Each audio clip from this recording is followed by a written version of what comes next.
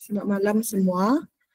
Diminta KKPKK mempersilakan rakan-rakan yang belum masuk untuk masuk ya, untuk kita mulakan program pada malam ini. Terima kasih.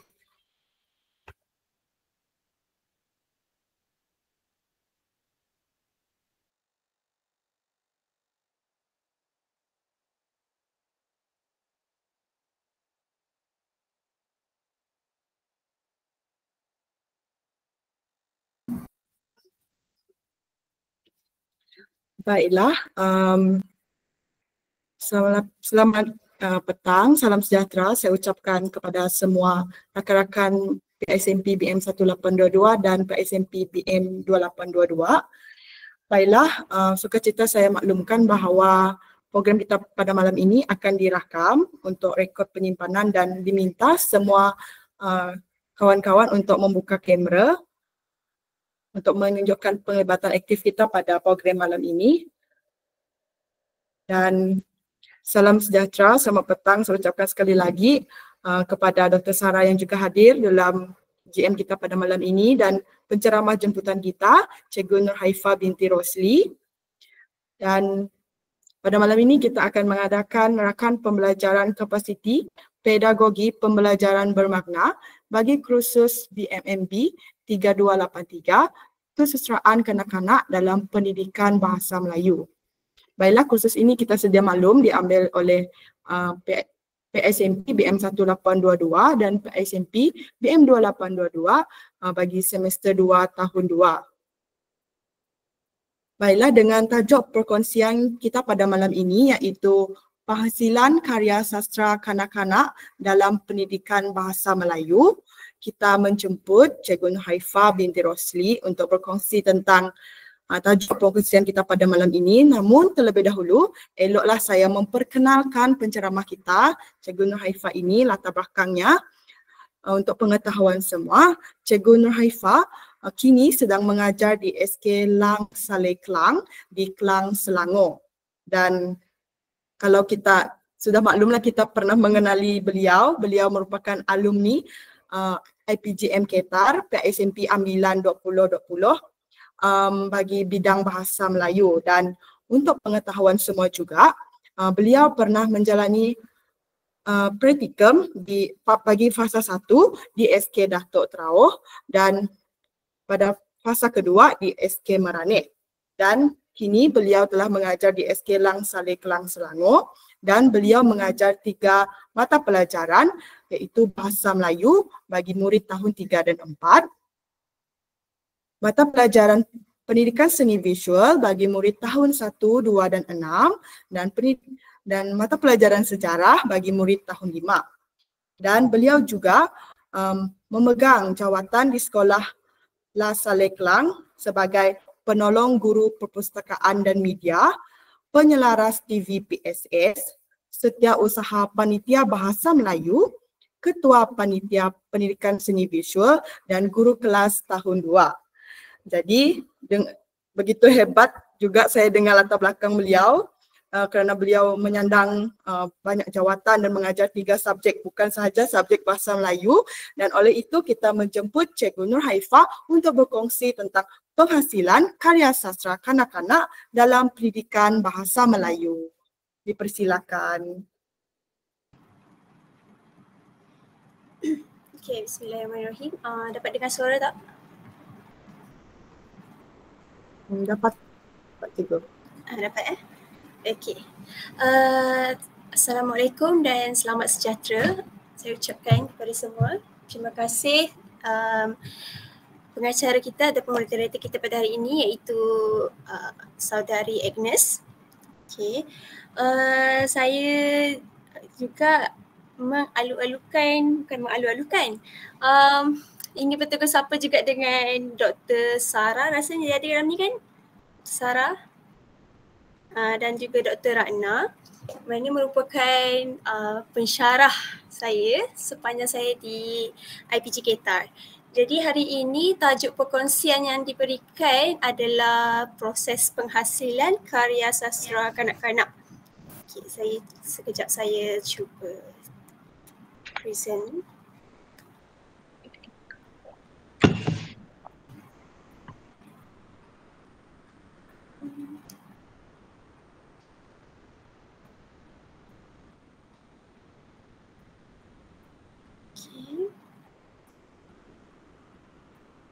Okey, harap semua dapat boleh lihat. Boleh. Okey, dapat nampak sekarang? Okey, baik. Terlebih dahulu saya ucapkan terima kasih kepada Dr. Sarah kerana sudi menjemput saya sebagai penceramah pada hari ini atau untuk berkongsikan tentang cara-cara ataupun proses penghasilan sastra kanak-kanak khususnya dalam pendidikan bahasa Melayu. Baik, untuk bahasa Melayu sebagai belajar subjek bahasa Melayu ni, proses ataupun penghasilan karya sastra ni merupakan satu aspek yang sangat utamalah kerana penghasilan sastra kanak-kanak ni bukan sahaja dapat bantu kita dalam memperkayakan bahasa Melayu, malah juga dapat membantu kita pada waktu mengajar di sekolah kelak kerana proses ataupun penghasilan sastra kanak-kanak ni dapat memberikan manfaat untuk subjek bahasa Melayu yang kita ajarkan supaya murid-murid lebih jelas tentang penggunaan bahasa melalui cara didik hibur. Kerana kita tahu penghasilan sastra kanak-kanak ni dia lebih kepada unsur ilustrasi, ada bahasa yang lebih mudah, penggunaan tata bahasa, gaya bahasa juga perlulah dipilih dengan teliti kerana dengan pemilihan ini kita dapat memberikan input ataupun pemahaman yang baik kepada murid-murid di sekolah kelak. Okey, salam sejahtera. Assalamualaikum Dr. Sarah. Okey, saya teruskan . Baik, ini adalah konsep utama. Konsep utama ni merupakan gambaran asas kepada sastra kanak-kanak di mana kesusastraan kanak-kanak ni merujuk kepada karya sastra yang direka khas untuk kanak-kanak, bukannya untuk orang dewasa ataupun orang yang berusia, tapi ia juga boleh dijadikan rujukan bagi mereka untuk tujuan mempertingkatkan, memperkayakan bahasa dalam diri anak-anak mereka. Bukan itu sahaja, karya ini juga bertujuan untuk menghiburkan tetapi mendidik dan membentuk nilai serta pemikiran kanak-kanak. Kerana dalam sastra kanak-kanak dimuatkan nilai-nilai pengajaran dan juga aspek-aspek penting dalam kehidupan masyarakat. Yang ni saya rasa yang ni kita boleh ringkaskan kerana ini merupakan sejarah. Saya yakin anda semua juga telah belajar tentang sejarah ataupun perkembangan sastra kanak-kanak ni daripada zaman tradisional yang mana sastra kanak-kanak ni lebih disampaikan melalui lisan, iaitu turun-temurun dari masyarakat zaman dahulu yang mana mengandungi unsur moral, contohnya macam cerita Pak Kaduk, cerita dongeng, maafkan saya, dongeng haiwan-haiwan seperti haiwan sang kancil dan sebagainya. Dan mula masuk zaman percetakan di mana adanya buku-buku. Kalau sebelum ni dia tak ada buku. Bila dah masuk zaman peralihan zaman tu dia ada dibukukan cerita-cerita tersebut dan sekarang lebih luaslah penggunaannya ataupun penghasilan karya ini juga diluaskan dalam bentuk digital di mana ada buku digital, e-buku, aplikasi, contohnya ada yang memuatkan cerita-cerita kanak-kanak dalam media sosial seperti Facebook, TikTok dan sebagainya. Jadi untuk berkarya ini sangat mudah pada zaman sekarang. Kita boleh sebarkan penghasilan karya kita melalui media sosial dan juga pelbagai medium yang terbuka kepada semua. Jadi tujuan penghasilan karya kanak-kanak. Okey, semestinya tujuan penghasilan karya kanak-kanak ni adalah untuk mendidik kanak-kanak di samping menghibur dengan adanya aspek seperti ilustrasi, jenaka dan sebagainya. Ada juga yang menghasilkan sastra kanak-kanak dalam bentuk buku digital yang dimuatkan dengan muzik. Perkara ini amatlah bagus sebenarnya kerana dapat menarik minat murid ataupun menarik minat kanak-kanak untuk membaca dan memperkayakan bahasa. Contohnya karya yang boleh dihasilkan seperti cerita pendek ataupun lebih dikenali sebagai cerpen, pantun, puisi dan juga dongeng. Okay. Baik, apakah kepentingan kesusasteraan kanak-kanak? Baik, saya muatkan ada 6 kat sini, sebenarnya banyak tapi saya fokuskan kepada 6 perkara ini, iaitu yang utama sekali adalah untuk meningkatkan bahasa dan literasi kanak-kanak.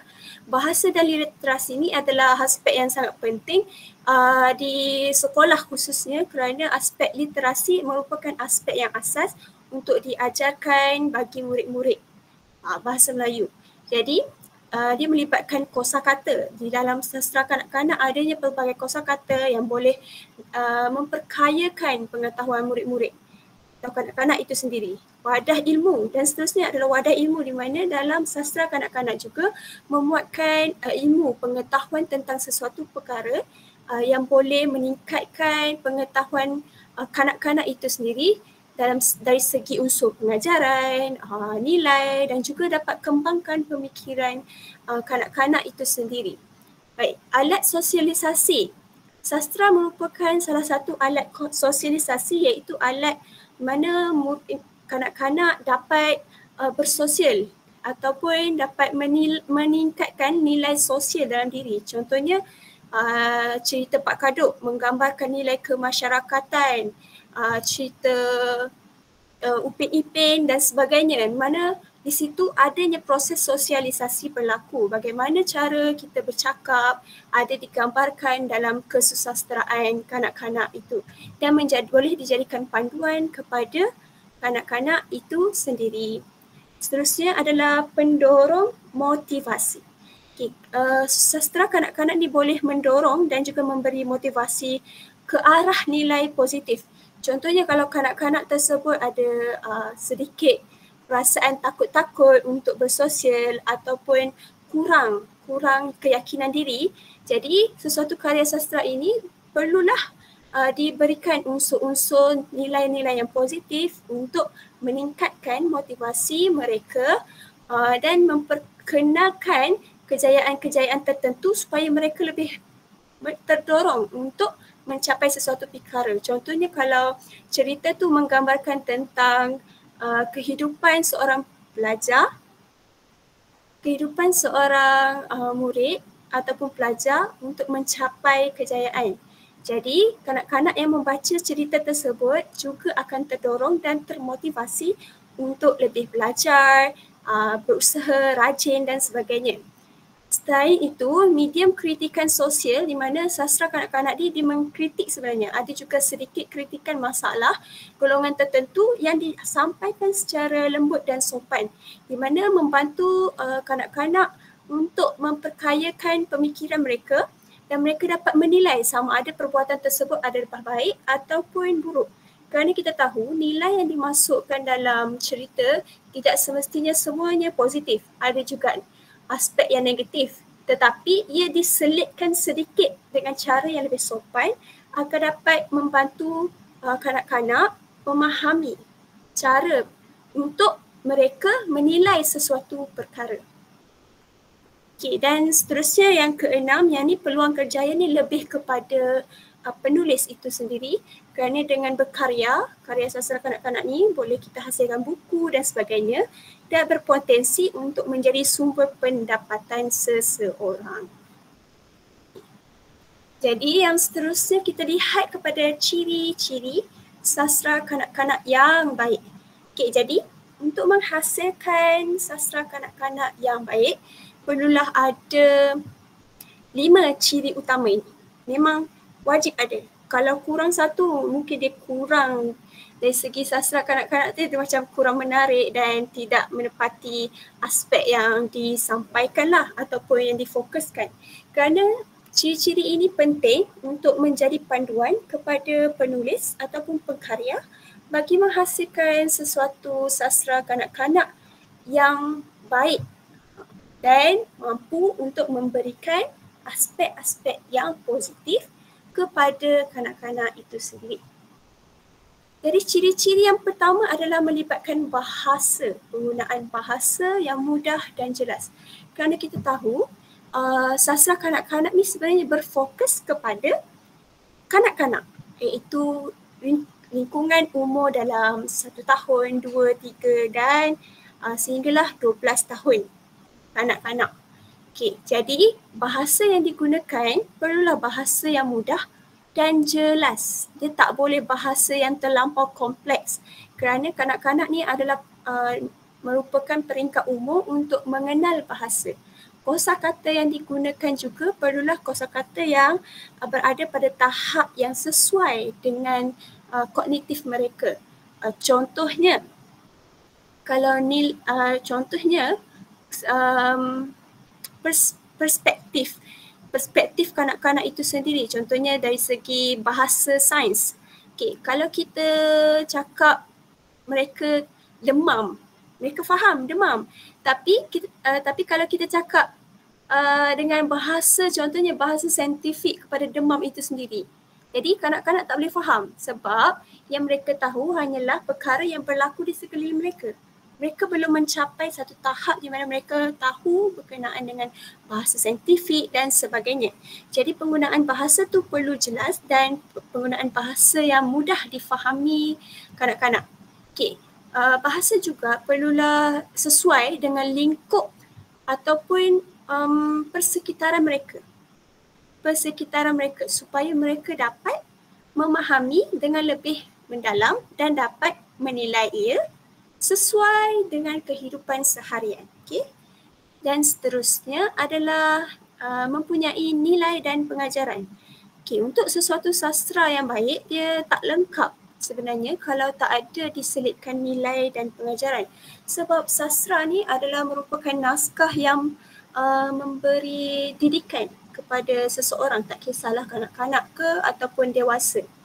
Jadi untuk kanak-kanak ini nilai dan pengajarannya adalah perlulah sangat mudah untuk difahami.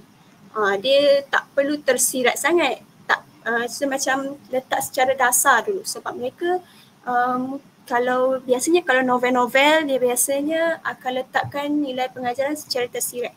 Untuk sastra kanak-kanak, kita lebih utamakan nilai pengajaran yang tersurat. Okay, yang tersirat mungkin bolehlah sikit-sikit tapi kena perlu bimbingan daripada ibu ataupun guru-guru itu sendiri. Jadi nilai dan pengajaran ni mestilah nilai dan pengajaran yang positif. Contohnya bersikap rajin dalam pelajaran, contoh. Kalau ada nilai yang negatif dalam cerita tersebut, perlulah diselitkan dengan watak yang boleh memusingkan balik ataupun mengubah balik sikap positif negatif itu kepada sikap yang positif untuk dijadikan panduan dan juga dapat memberikan pengajaran kepada kanak-kanak itu sendiri. Okey, seterusnya adalah menarik dan menghiburkan. Menarik dan menghiburkan ni adalah perkara yang penting juga kerana kalau tak menarik, kanak-kanak dia tak suka baca. Itu lagi-lagi kanak-kanak sekarang ni yang kita katakan sekarang terkenal dengan istilah popcorn brain, mana mereka tidak boleh diam pada sesuatu perkara. Dia perlukan sesuatu yang menarik, yang menghiburkan untuk membuatkan mereka fokus. Jadi aspek-aspek yang menarik ni perlulah diselitkan dalam sastra kanak-kanak. Bagaimana cara kita nak terapkan unsur menarik dan menghiburkan ni dalam sastra kanak-kanak? Mudah saja. Kita boleh gunakan jenaka yang memberi impak, yang boleh membuatkan mereka tertarik untuk baca. Dan satu lagi kita boleh menggunakan teknik penulisan yang betul. Teknik penulisan yang kreatif untuk menarik pembaca sampailah ke akhir cerita. Jadi kadang-kadang ada cerita ni dia menarik kat depan je. Dekat tengah-tengah tu dia dah bosan. Jadi cerita kanak-kanak dia tak boleh panjang sangat. Dia kena ringkas, padat dan menarik. Supaya dia lebih terhibur. Kanak-kanak lebih terhibur baca sastra tersebut. Okey, seterusnya adalah watak. Dalam penghasilan karya sastra, perlulah ada watak. Dan watak yang diselitkan dalam sastra kanak-kanak hendaklah watak yang boleh dicontohi, iaitu watak yang positif. Dia boleh kita nak letak watak yang perlu tidak dicontohi tu sebagai sampingan, itu tak apa. Tapi watak utama hendaklah watak yang boleh dicontohi. Contohnya cerita Sang Kancil. watak sang kancil mempunyai pelbagai aspek yang positif yang boleh dicontohi oleh kanak-kanak. Contohnya bijaksana, tidak berputus asa dan sebagainya. Dan watak ini juga perlulah mempunyai ataupun dekat dengan kanak-kanak itu sendiri. Watak yang dekat kanak-kanak ini seperti watak ibu ayah, watak yang berada pada usia mereka, contoh kanak-kanak berusia 6 tahun, 12 tahun, macam tu. Wataknya juga perlulah dari segi yang rapat dengan kanak-kanak, contohnya haiwan. Haiwan seperti kancil, kura-kura, harimau dan sebagainya. Okay, watak-watak sebegini adalah sesuai untuk sastra kanak-kanak. Kalau kita letak watak utamanya adalah seorang Perdana Menteri, dia tak rapat dengan kanak-kanak tu, sebabnya kanak-kanak ni baru usia mereka baru nak mengenal dunia. Jadi kita perlu letak watak-watak yang sesuai dengan persekitaran mereka sendiri. Okey, seterusnya adalah berkaitan dengan ilustrasi yang menarik. Sastra kanak-kanak ni dia punya gaya penghasilan dia ada dua, dari segi bahasa dan juga ilustrasi. Ilustrasi ni perkara yang penting untuk diselitkan dalam karya sastra kanak-kanak ataupun cerita kanak-kanak. Sebab ilustrasi ni dapat memberi nilai tambah untuk meningkatkan hiburan dan tarikan dalam sesuatu cerita. Contohnya kalau cerita tersebut tulisan je, kanak-kanak kadang dia macam tak tertarik sebab tak adanya warna, tak ada gambar, tak ada bentuk. Sedangkan saya sendiri yang dah besar ni pun lebih tertarik sekiranya ada gambar. Kalau buku tak ada gambar memang saya suka sangat. Sedangkan saya yang besar ni pun suka tengok gambar. Ini kan pula kanak-kanak yang memang lebih kepada visualisasi. Mereka suka tengok perkara-perkara yang cantik, warna-warni. Jadi ilustrasi ni merupakan aspek yang sangat penting untuk diselitkan dalam penghasilan sastra kanak-kanak itu sendiri. Okay, jadi kebanyakan kita tengok buku-buku sastra kanak-kanak, buku cerita yang pendek-pendek tu semua memang banyak dimuatkan dengan gambar-gambar, bentuk, ilustrasi menarik, dan sekarang buku-buku digital dimasukkan ilustrasi visual yang bergerak dan sebagainya. Okay, jadi itu merupakan nilai tambah yang penting dalam penghasilan sastra kanak-kanak selain penggunaan bahasa. Okay, jadi kita tengok seterusnya, ini adalah contoh cerita kanak-kanak yang mana mempunyai ilustrasi yang menarik. Dan kalau kita lihat sastra kanak-kanak dia pendek je, dia tak panjang, dia tak adalah sampai 50 muka surat, tak ada. Dia biasanya 10 muka surat dah okey. Penggunaan bahasa-bahasa dia pun agak mudah. Kita lihat ada sedikit bijaksanaan sang kancil. Ni merupakan cerita-cerita haiwan yang rapat dengan dunia kanak-kanak. Okey. Maafkan saya. Tertekan pula sekejap ya. Okey. Okey, ini merupakan contoh cerita kanak-kanak yang kita lihat. Perenggan dia pendek-pendek saja, ayat dia mudah, bahasa dia mudah, sangat mudah. Contohnya dia ketawa pada semut. Macam tu je, ringkas saja. Tak ada nak cakap ketawa terbahak-bahak sehingga apa semua tu, tak payah. Itu hanya lelewah je dalam cerita kanak-kanak ni. Kita buat ringkas sahaja. Okey, seterusnya kita boleh lihat juga dia gunakan watak yang boleh dicontohi. Contohnya dekat sini watak yang boleh dicontohi adalah watak semut. Watak semut yang rajin dan merancang masa depan. Ada juga nilai pengajaran diselitkan, ilustrasi juga diberikan. Okey, diletakkan di sini. Dan kalau lihat dari segi penceritaannya ada dialog, ada naratif dan sebagainya. Itu memberikan unsur hiburan ataupun menarik minat kanak-kanak untuk membaca. Okay.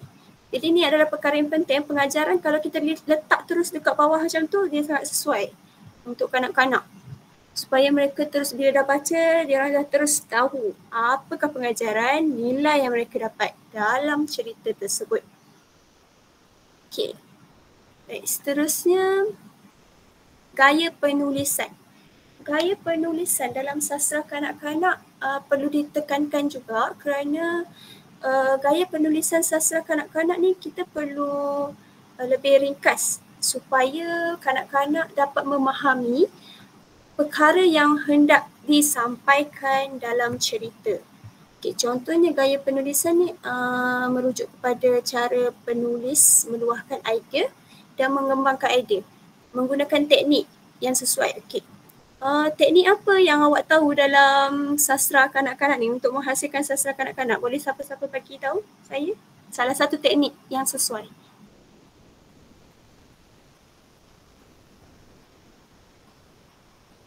Saya tak nak semua dengar je, nanti kan mengantuk malam-malam macam ni. Teknik pemerian. Okey, teknik pemerian. Okey, bagus, teknik pemerian. Lagi ada lagi tak? Satu lagi. Teknik tuturan. Teknik pertuturan. Pertuturan ni dia dari segi dialog dan sebagainya, itu adalah salah satu teknik pertuturan. Yang mana teknik pertuturan ni penting juga dalam sastra kanak-kanak untuk kita berikan unsur hiburan kepada mereka. Tak adalah mereka membaca saja dan tak boleh membayangkan macam mana cara percakapan ataupun pertuturan tersebut. Okey. Dan gaya penulisan ni juga kebiasaannya dia akan berubah-ubah berdasarkan subjek dan juga sudut pandangan. Sudut pandangan ni misalnya sudut pandangan yang positif dan ke arah negatif macam tu. Sudut pandangan dia akan berubah-ubah. Gaya penulisan daripada awal sampai akhir, daripada awal pendahuluan sampailah penutup cerita tu, peleraian, klimaks dan sebagainya, biasanya dia akan berubah-ubah supaya dia memberikan variasi yang menarik untuk menarik minat pembaca. Okay. Kalau gaya penulisan daripada awal sampai akhir sama je, mendata je, kita akan memberikan unsur yang menarik kepada sesuatu karya. Jadi kita perlulah ubah sikit gaya penulisan dari awal sampai akhir. Contohnya di awal cerita tu kita gunakan teknik imbas kembali. Kita imbas kembali kan, imbas muka apa semua tu. Dan dekat tengah tu takkan nak imbas kembali sampai ke hujung-hujungnya tiba-tiba bangun, tiba-tiba dah sedar tu 20 tahun yang lepas. Tak boleh macam tu. Dia kena ada imbas kembali, lepas tu naratif yang kini dan juga ada juga diselitkan dengan teknik pertuturan dan sebagainya. Jadi perlulah divariasikan setiap teknik tersebut untuk memberi lebih banyak ataupun lebih banyak unsur yang menarik kepada cerita tersebut. Ini merupakan jadi kita lihat kat situ dia ada tuliskan, dia ada dua. Gaya penulisan yang melihat kepada bahasa dan juga ilustrasi. Jadi dari segi bahasanya seperti yang saya katakan tadi, dari segi pemilihan kata. Pemilihan kata iaitu perkataan yang mudah difahami dan sesuai dengan umur kanak-kanak itu. Sebab permulaan, sebelum kita nak hasilkan karya sastra kanak-kanak, kita perlu tentukan. Aspek yang pertama sekali adalah tentukan sasaran kanak-kanak yang kita nak bagi cerita tu. Contohnya kita nak sasarkan kepada kanak-kanak prasekolah. Jadi ceritanya kenalah lebih ringkas, bahasanya lebih mudah dan sebagainya. Okey, kalau kanak-kanak yang berusia 12 tahun, 11 tahun, 10 tahun, penggunaan katanya perlulah dipelbagaikan lagi supaya kosakata mereka bertambah. Macam itulah cara pemilihan kata ni dapat membantu dari segi gaya penulisan tersebut. Okey. Seterusnya adalah pemilihan gaya bahasa yang sesuai. Gaya bahasa ni banyak. Anafora, metafora, personifikasi, unsur suspen dan lain-lain. Jadi pemilihan gaya bahasa ni perlulah sesuai dengan peringkat umur mereka dan juga sesuai dengan situasi yang hendak disampaikan dalam cerita tersebut. Jangan main letak aja, tiba-tiba nak letak rasa macam nak letak ayat bombastik lah kat sini, tak boleh. Tak boleh rasa-rasa. Dia kena sesuai. Tengok cerita tu sesuai ke tak. Kalau dekat situ dia tak sesuai dengan ayat-ayat bombastik ke apa, tak perlu. Okay.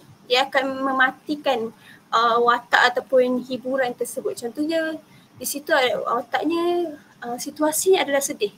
Tiba-tiba kita letak ayat bombastik yang macam orang macam tertanya-tanya. So macam dia tak boleh nak masuk dengan cerita tu. Biasanya yang sedih-sedih ni dia akan letak ayat yang mudah supaya dia orang faham untuk pembaca itu sendiri mendalami cerita. Okay? Dan seterusnya adalah pembinaan ayat yang mantap. Pembinaan ayat yang mantap ni perlu diambil kira dari segi sintaksis dia sendiri. Maksudnya bahasa ataupun ayat tersebut mudah dan lengkap.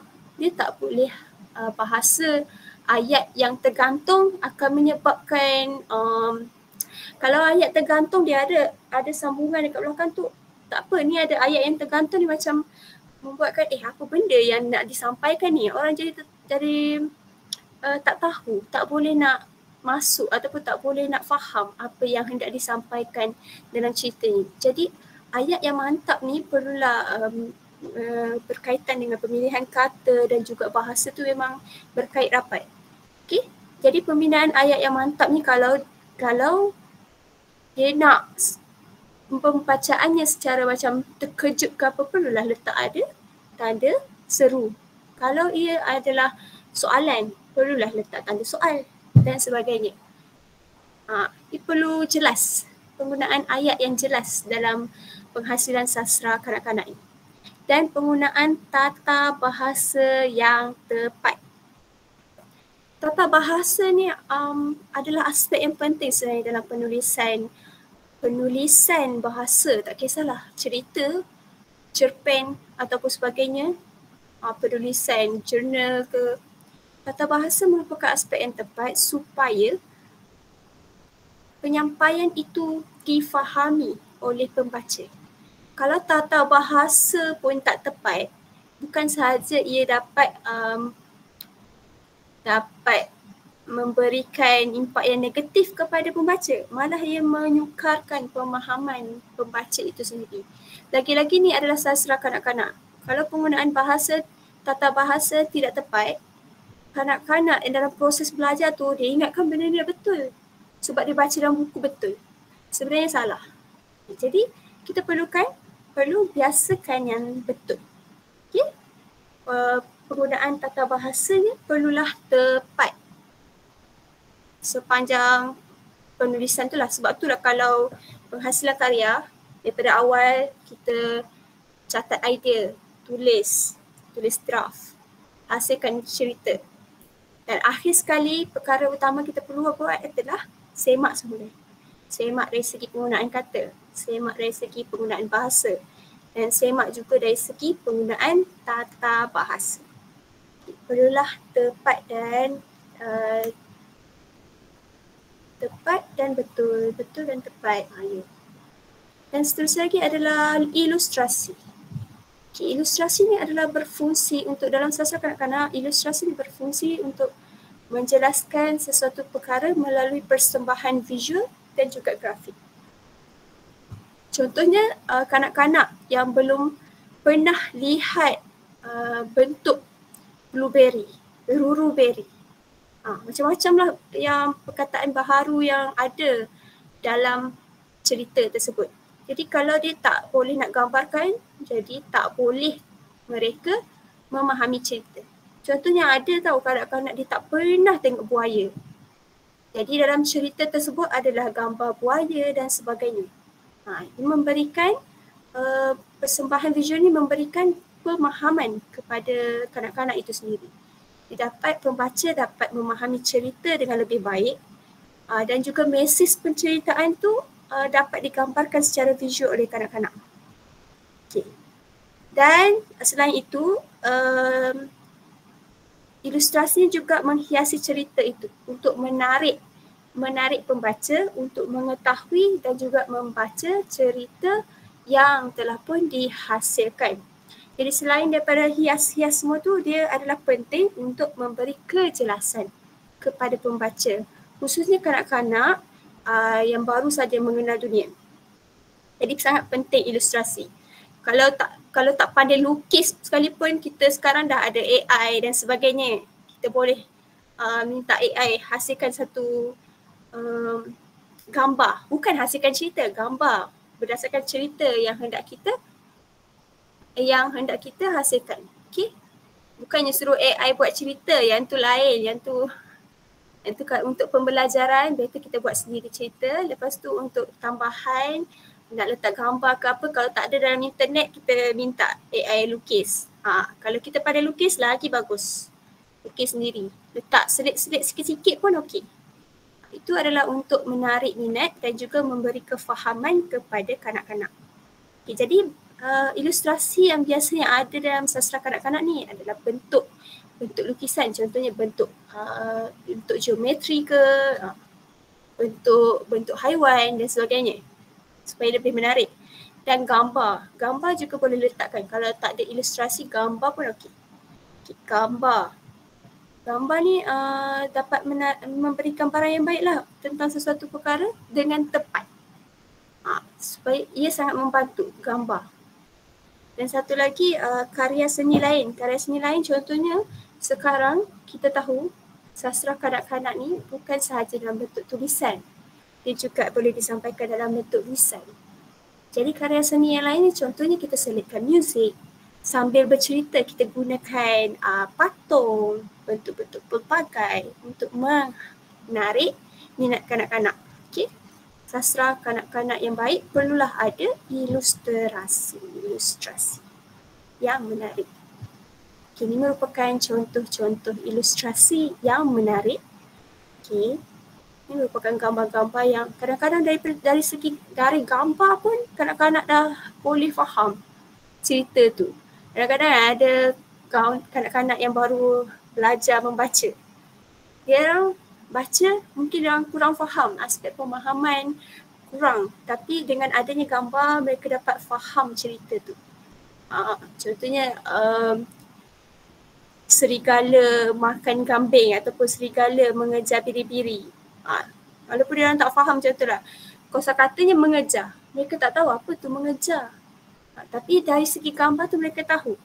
Oh, mengejar ni macam ni. Macam tu. Okay. Jadi gambar ni merupakan aspek yang sangat penting dalam penghasilan karya sastra kanak-kanak yang baik. Okay, ini seterusnya merupakan teknik penceritaan. Sebagaimana yang saya bagi tahu tadi, teknik penceritaan yang baik dapat menghasilkan karya yang baik. Teknik penceritaan ni berfungsi memberi panduan untuk mempersembahkan karya agar, maafkan saya, ada kesilapan ejaan tu, lebih segar. Lebih segar ni maksudnya dia something new, perkara yang baharu yang dapat menarik minat pembaca. Dia tak klise, dia sesuatu yang segar, malah segar untuk pembaca. Jadi teknik ni memberi impak yang sebegitu. Jadi teknik penceritaan yang tepat penting dalam penghasilan karya sastra kanak-kanak yang baik. Jadi teknik penceritaan ni adalah kaedah yang tersusun dan amat penting untuk menghasilkan penulisan yang kreatif. Macam yang saya cakap tadi, teknik penceritaan perlulah dipelbagaikan agar karya yang dihasilkan itu adalah karya yang kreatif. Kreatif maksudnya tak samalah dengan karya lain. Macam tu. Seterusnya kita lihat kepada teknik penceritaan. Yang ni yang dari segi gaya penulisan penceritaan tu lah yang awak semua sebut tadi. Dialog, monolog ni adalah pertuturan.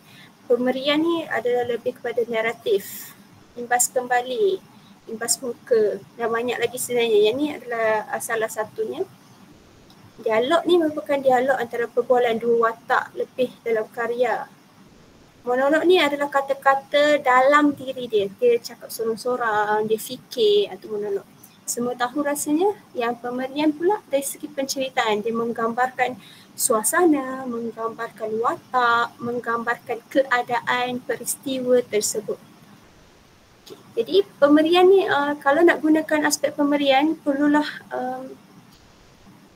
dengan detail, dengan terperinci supaya mereka dapat memberi gambaran yang sebenar dalam sesuatu cerita. Kalau kita baca buku, kita kita akan rasa rapat sangat dengan cerita tu kalau kita menaratifkan atau memberikan pemberian penceritaan yang teliti ataupun tersusun dalam cerita kita. Kadang-kadang kalau cerita tu sedih, kita pun sampai menangis sekali. Kadang-kadang dia macam lawak-lawak sikit sampai kita ketawa sekali. Itu maksudnya teknik pemberian dia adalah sangat power.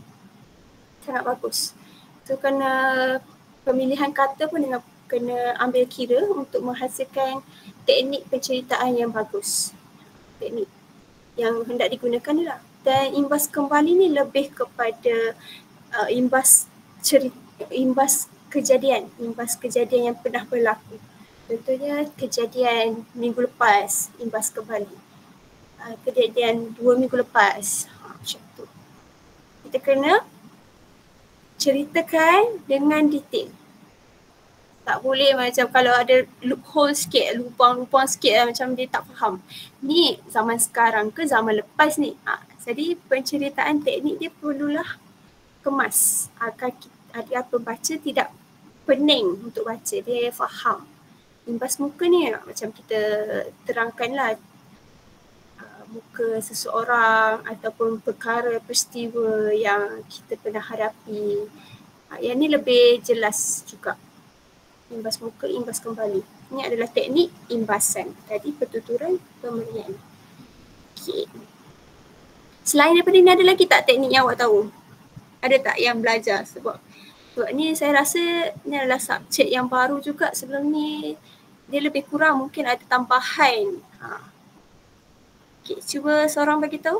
Ada tak teknik yang awak tahu selain daripada 5 teknik ni?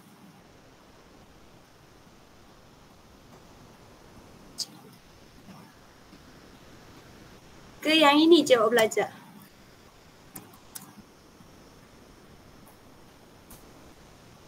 Sama je. Apa dia? Sama je kami yang belajar yang sama. Okey, sama je kan? Okay. Inilah merupakan teknik yang memang semua orang tahu.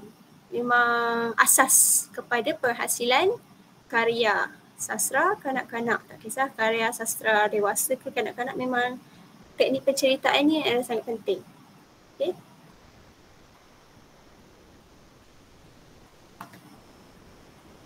Okay, ini merupakan contoh-contoh. Okay, untuk ini adalah contoh penghasilan teknik ni dari segi permulaan cerita. Okay, saya bagi sikit contoh. Ni kan ada banyak-banyak teknik-teknik kan. Ini adalah beberapa contoh untuk kita kayakan. Contohnya permulaan. Kita gunakan dialog, teknik dialog. Jadi penulis dekat sini dia gunakan baris dialog yang bertujuan. Bukan dialog yang sesahaja je. Dialog yang digunakan di permulaan cerita tu adalah perkara yang utama yang mana dapat mendedahkan keseluruhan maklumat cerita dan dapat juga menarik minat pembaca. Contohnya yang saya buat kat sini, yang cikgu buat kat sini, saya tidak percaya kita tidak dapat bermain di taman hari ini. Adik merungut sambil membetulkan tudung yang menutupi rambutnya. Okay. Dekat sini kita lihat pembaca dia akan macam bertanya-tanya, kenapa pula tak jadi main dekat taman? Macam tu, dia menimbulkan tanda tanya dan menyebabkan pembaca dia nak tahu dengan lebih dalam. Apa yang jadi sebenarnya sampai dia tak dapat bermain dekat taman? Kenapa adik ni merungut? Maksudnya dia nak sangatlah main dekat situ. Okay. Jadi ini teknik penceritaan contoh permulaan dialog yang dapat menarik minat kanak-kanak atau pembaca itu sendiri. Jadi dialog ni boleh digunakan contohnya dari segi monolog dan sebagainya di permulaan cerita, di pertengahan maupun di akhiran. Ni saya bagi contoh di permulaan cerita. Okey. Seterusnya contohnya adalah permulaan dari segi teknik menggunakan teknik naratif, iaitu penulis membuka cerita dengan memberi penerangan latar yang akan menjadi perkara yang penting kepada cerita yang hendak disampaikan. Okay. Saya menguap kebangun dari tidur tengah hari. Bunyi ombak lautan dan pembesar suara dari jauh memainkan muzik pop secara senyap telah membuatkan saya terlena. Okay, dekat sini digambarkan suasana dekat tepi pantai kan, sebab ada bunyi ombak. Orang tahu kalau bunyi ombak ni mestilah dekat tepi pantai. Tak ada je bunyi ombak dekat tengah-tengah bandar. Kau pernah dengar bunyi ombak dekat tengah bandar? So jadi bunyi ombak ni dia dah gambarkan bunyi ombak, orang tahu, pembaca akan terus tahu, oh dia dekat tepi pantai, macam tu. Maksudnya dia terlena di tepi pantai, di suasana yang tepi pantai. Okay, seterusnya dia cakap, saya terdengar seseorang menjerit dari arah laut. Yang ini menunjukkan, yang ini menimbulkan unsur suspense sebenarnya. Seseorang menjerit, kenapa menjerit? Lemas ke? Terpijak kaca ke apa kan, dia tak tahu kan. Jadi permulaan naratif ni dia menggambarkan suasana, keadaan, peristiwa. Dia dapat dia tulis kat situ tengah hari, masa, dia gambarkan masa dan sebagainya. Digambarkan juga watak tersebut mengantuk ke, watak tu tengah ceria ke. Jadi permulaan naratif ni ataupun teknik naratif ni kita boleh selitkan dalam cerita, digunakan dalam penghasilan karya sastra kanak-kanak untuk menambah unsur suspense ataupun meningkatkan inquiry pembaca itu sendiri. Jadi seterusnya kita lihat kepada yang asas, iaitu yang utama yang hendak ditekankan juga oleh saya, iaitu proses penghasilan karya. Okay, proses penghasilan karya sastra kanak-kanak ni saya pecahkan kepada 6 langkah. Yang pertama, yang paling utama adalah tentukan sasaran pembaca. Awak nak cerita ni disampaikan kepada siapa? Orang dewasa ke? Kanak-kanak umur berapa? Kanak-kanak tadika, kanak-kanak 5 tahun, kanak-kanak 10 tahun. Siapa yang awak nak fokuskan? Pembaca. Okay. Jadi kalau kanak-kanak yang macam 5 tahun dan sebagainya, yang sesuai adalah dari cara menggunakan watak haiwan. Kalau kanak-kanak berusia 12 tahun, kita dah boleh gunakan watak pelajar sekolah, murid sekolah dan sebagainya. Sebab sesuai dengan persekitaran mereka.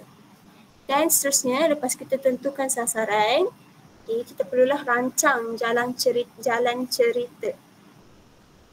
Jalan cerita ni kenalah ada permulaan, perkembangan, perlu ada klimaks. Apa dia klimaks ni? Apa dia? Peleraian apa dia? Dan pengakhiran, nak mengakhirkan cerita tu macam mana? Okay, merancang cerita ni, aspek merancang cerita ni merupakan perkara yang utama dan sangat penting. Kalau awak tak rancang, awak tak boleh nak buat. Kena rancang.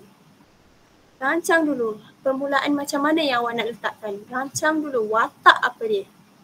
Watak yang awak nak gunakan siapa. Berapa orang watak. Latar dia dekat mana. Itu adalah awak rancang cerita. Cerita ni pasal apa? Cerita sedih ke, cerita gembira ke, cerita lucu ke. Rancang. Jalan cerita macam mana. Mula-mula Ali naik basikal. Lepas tu jalan-jalan jatuh basikal. Lepas tu macam mana? Ada ambulans datang sebagainya. Itu adalah merancang jalan cerita. Okay, dalam bahasa mudahnya, awak guna imajinasi awak je. Imajinasi awak, rancang cerita. Dan catat setiap perancangan yang awak punya, yang awak telah fikirkan. Okay. Seterusnya pilih tema yang sesuai. Berdasarkan perancangan cerita awak tu, tema apa yang sesuai dengan cerita tu? Adakah ni cerita ni yang aku rancang ni cerita tema kekeluargaan ke, tema kemasyarakatan ke, tema kasih sayang ke? Okay, tentukan terus tema supaya bila awak rancang cerita tu, dia tak lari daripada tema lah. Macam dia berkait rapat. Okay, berkesinambungan daripada awal sampai akhir. Itu pentingnya awak tentukan tema yang sesuai dengan cerita yang awak tu. Kalau cerita awak ni lebih kepada kasih sayang seorang ibu, kasih sayang seorang adik, kasih sayang seorang kakak, atau kasih sayang, ataupun temanya kepada persungguhan belajar dan sebagainya. Tengok aspek yang penting, yang utama dalam cerita tu apa. Kalau tiba-tiba cerita ni, tiba-tiba ada temanya, tiba-tiba kasih sayang, sekejap dia macam lebih kepada berusaha, berjaya dan sebagainya. Tengok keseluruhan jalan cerita tu, tema yang sesuainya apa. Macam tu. Dan yang seterusnya awak perlu menulis draft cerita. Tadi awak rancang ni awak just tulis poin-poin penting sahaja. Macam mana, permulaan macam mana, tengah-tengah dekat macam mana, dekat mana, akhir dia macam mana. Yang tu awak just rancang biasa. Menulis draft cerita ni awak dah start draft. Permulaan awak nak guna teknik apa. Macam tadi saya bagi 2 contoh kan, teknik dialog dan juga teknik naratif. Jadi awak nak guna teknik mana? Nak menulis draft yang pertama sekali, mulalah permulaan. Lepas tu bila dah masuk permulaan, pergi kepada pertengahan ataupun perkembangan idea. Tulis dulu. Tulis idea awak dalam bentuk perenggan terus. Okay. Draft dulu. Lepas tu awak tengok ilustrasi, menyediakan ilustrasi. Sebab macam yang saya cakap tadi, bahasa dan ilustrasi adalah penting dalam penghasilan karya sastra kanak-kanak yang baik. Jadi ilustrasi awak perlu sediakan. Nak letak ilustrasi satu je ke, bentuk gambar ke, bentuk ke, awak pilih, awak sediakan ilustrasi tu. Okay, lepas awak dah sediakan draft cerita, dah sediakan ilustrasi, awak baca balik. Dari awal cerita sampai akhir cerita. Baca balik, murnikan kalau ada kesalahan bahasa, betulkan. Kalau ada kesalahan tata bahasa, betulkan juga. Okay, contoh, murnikan. Kalau macam contoh, tiba-tiba daripada perenggan pertama tadi, permulaan, dekat perkembangan idea, dekat climax, dia macam tak kena. Macam tak berkesinambungan. Buat, murnikan balik. Macam mana nak bagi dia berkesinambungan antara permulaan sehinggalah pengakhiran. Okay, jadi ini adalah merupakan 6 langkah utama dalam menghasilkan karya sastra kanak-kanak yang tersusun, yang teratur, yang baik. Penggunaan teknik yang betul kenalah selitkan, penggunaan gaya bahasa. Benda tu adalah penting dalam menghasilkan karya sastra kanak-kanak. Ini tentang proses yang utama. Okay, seterusnya kita lihat pula pada proses penulisan cerita yang tadi saya terangkan. Yang ni kita lihat dari segi bentuk dia. Yang pertama bermula dengan pengenalan. Yang pertama tadi lah tentukan watak latar tema ni adalah berdasarkan sasaran. Watak yang dipilih, tema yang dipilih perlulah berdasarkan sasaran. Okay. Ini adalah proses dekat tengah dia. Tadi kita just rancang. Lepas tu permulaan ni yang ni bahagian adalah untuk menulis draft lah. Bahagian ni untuk menulis draft. Permulaan, perkembangan, pelaraian dan sebagainya. Okay. Dekat permulaan tu, perkenalkan watak, perkenalkan situasi. Pilih. Kalau awak nak kenalkan watak, dia lebih sesuai yang mana satu, nak guna teknik apa. Macam tadi, cerita ataupun contoh yang saya berikan tadi, dialog dan juga naratif. Dua-dua, awak boleh nampak. Dia memperkenalkan watak juga dan memperkenalkan situasi.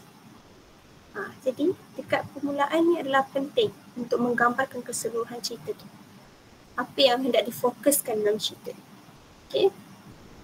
Lepas tu kita pergi kepada perkembangan. Perkembangan ni adalah kita masukkan konflik yang mula timbul bila watak tu menghadapi pelbagai cabaran. Contohnya kalau Upin Ipin. Kita tengok cerita Upin Ipin yang Siaman Tunggal tu. Mula-mula tadi dia sediakan permulaan. Perkembangan dia apa? Perkembangan dia sesat dekat dunia lain. Untuk adanya konflik, nak kena cari keris lah, apalah macam tu. Watak pula berubah, menunjukkan perkembangan emosi watak tu.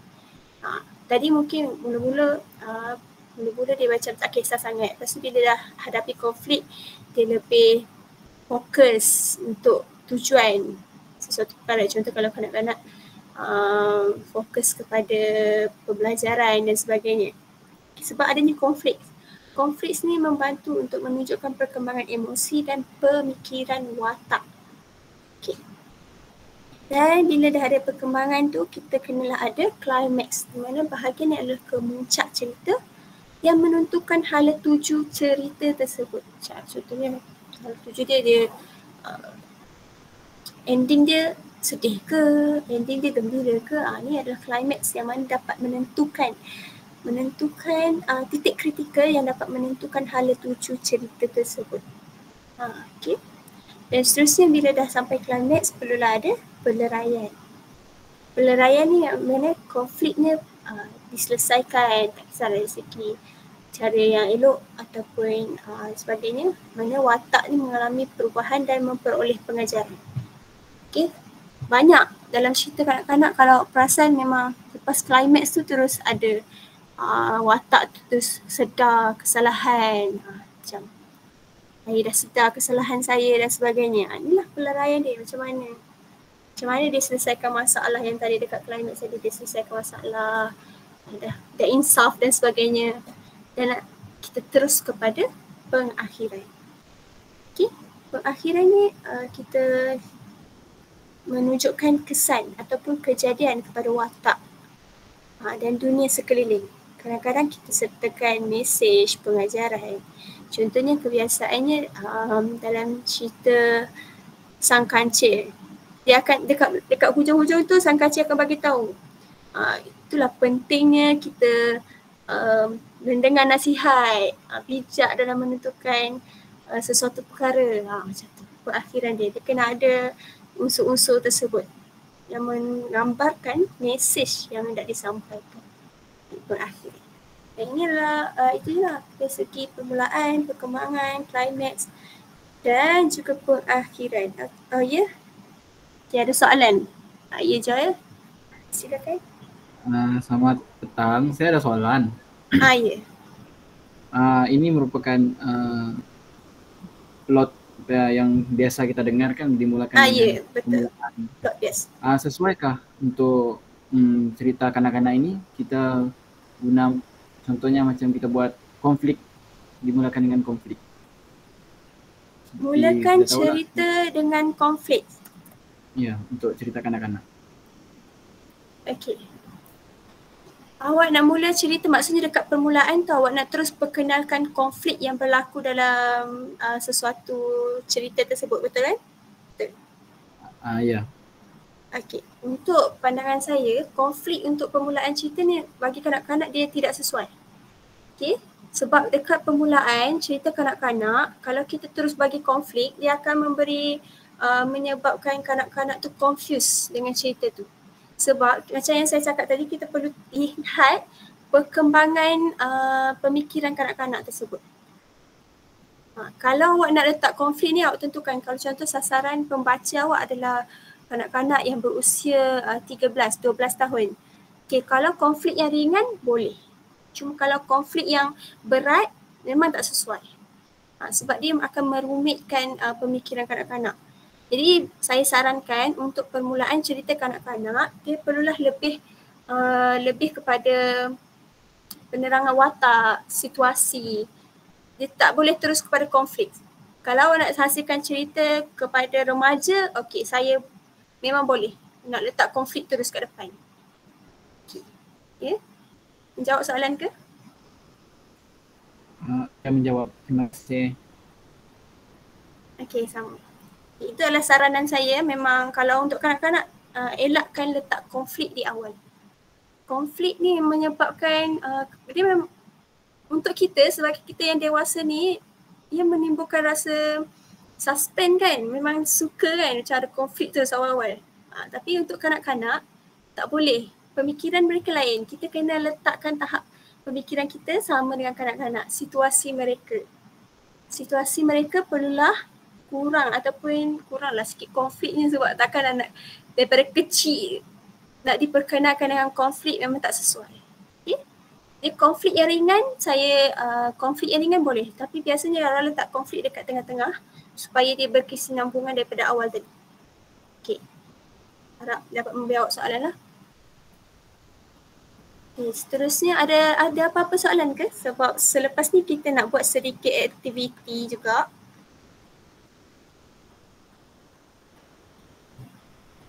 Ada apa-apa soalan? Sebab lepas ni kita akan buat sikit aktiviti tentang penghasilan cerita ni, saya nak tengok awak faham ke tak apa yang saya bagi tahu sepanjang 1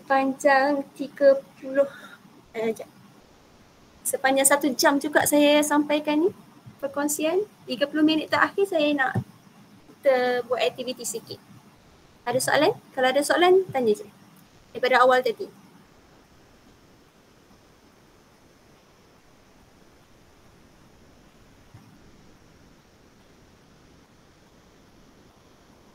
Baiklah rakan-rakan, ada soalan kalau anda boleh ajukan kepada Cikgu Haifa.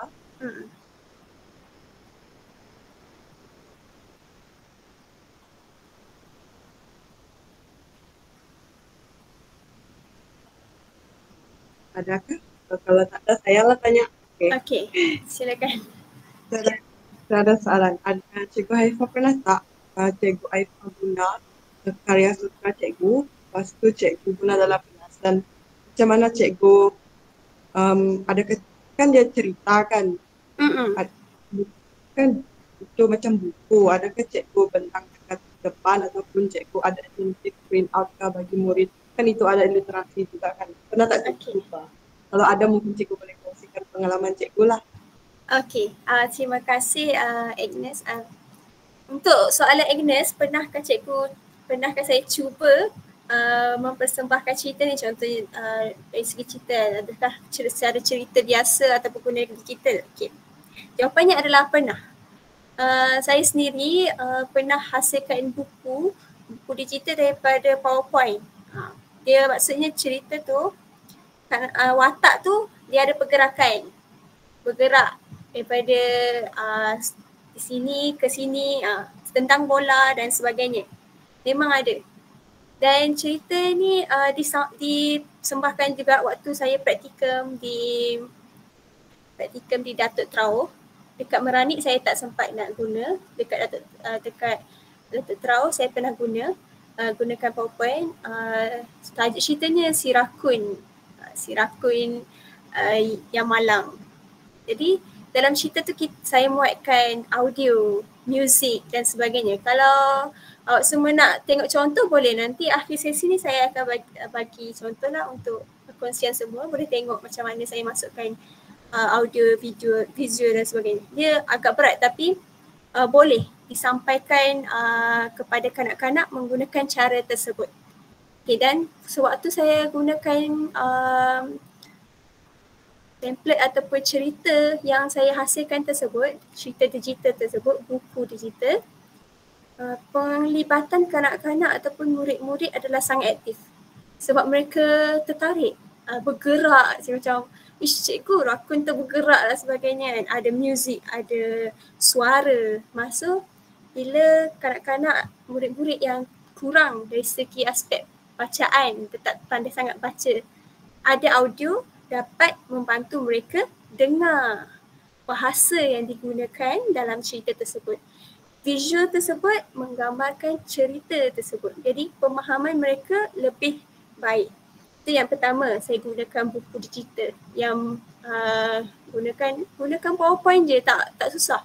Sekarang Canva pun boleh guna macam tu. Dah ada Canva, kalau awak teroka lagi, Canva dia sekarang dah ada fitur yang mana kita boleh gerakkan watak daripada satu point ke satu point. Cuba awak teroka. Saya dah pernah guna juga. Okay, jadi itu adalah satu medium yang sangat baik yang boleh digunakan untuk proses pengajaran dalam bilik darjah. Okay, yang seterusnya adalah saya gunakan juga teknik bercerita menggunakan Kamishibai. Saya rasa Kamishibai ni semua orang tahu Kamishibai. Cerita yang menggunakan pentas petak macam tu, kayu. Tapi saya tak guna kayu masa tu, buat sendiri pakai cardboard je. Pakai cardboard saja. So dalam tu kita lukis gambar, ada sikit-sikit tulisan. Tapi biasanya Kamishibai yang saya buat memang tak ada tulisan lah, dia ada gambar. Ceritanya disampaikan secara lisan. Yang Kamishibai ni saya guna dekat SK Meranik. Dekat SK Meranik untuk satu sesi tu, dekat situ memang budak-budak tertarik siap datang ke depan lagi nak tarik Kamishibai tersebut. Kamishibai yang saya buat tu memang tak, dia agak tidak kukuh lah sebab diperkuat daripada cardboard kan. Tapi yang penting kanak-kanak ataupun murid-murid waktu-waktu ketika itu faham penceritaan. Okay. Dan satu lagi saya pernah guna dekat sekolah sekarang tahun lepas. Akhir tahun lepas dekat sekolah sekarang gunakan patung je, patung lidi. Patung lidi tu bukan saya yang hasilkan, budak-budak yang hasilkan. Kita bagi gambar, mereka akan gunting dan lekatkan. Yang tu proses untuk menarik minat juga. Lepas hasilkan tu, mereka hasilkan cerita sendiri dan bercerita di hadapan. Itu adalah satu sastra kanak-kanak juga, walaupun yang penghasilan ataupun pengkaryanya adalah kanak-kanak. Tapi cerita tu sesuai dengan mereka sebab mereka yang buat sendiri. Saya hanya bagi contoh dan mereka buat sendiri cerita dan mereka yang sampaikan. Itu adalah salah satu cara penyampaian sastra kanak-kanak yang boleh digunakan di bilik darjah. Pertama, guna buku digital. Yang kedua, kamishibai. Dan yang ketiga adalah bercerita menggunakan alat seperti patung. Alat patung. Okay. Yang masa saya cakap tadi ada kaedah ilustrasi ataupun ilustrasi yang pelbagai. Contohnya patung, muzik dan sebagainya.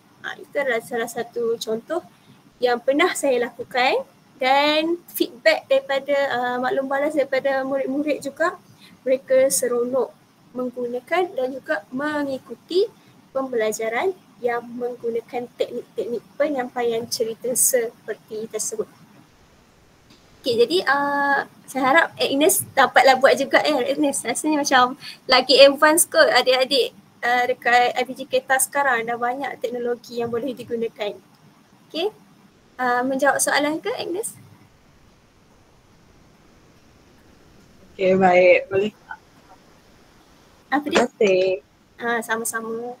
Okay, ada lagi soalan?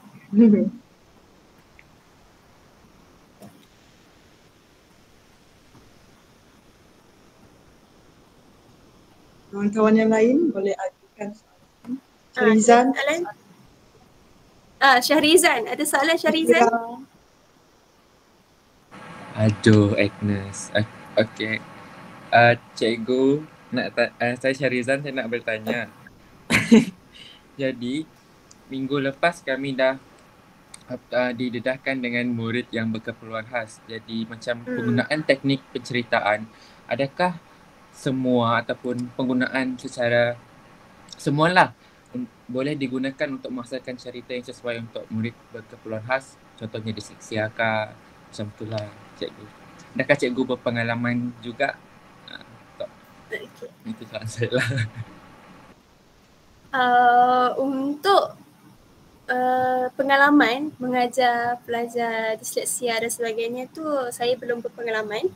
Tapi saya pernah berkongsi kawan saya, dia berpengalaman dengan pelajar autism dekat sekolah praktikum juga tahun lepas.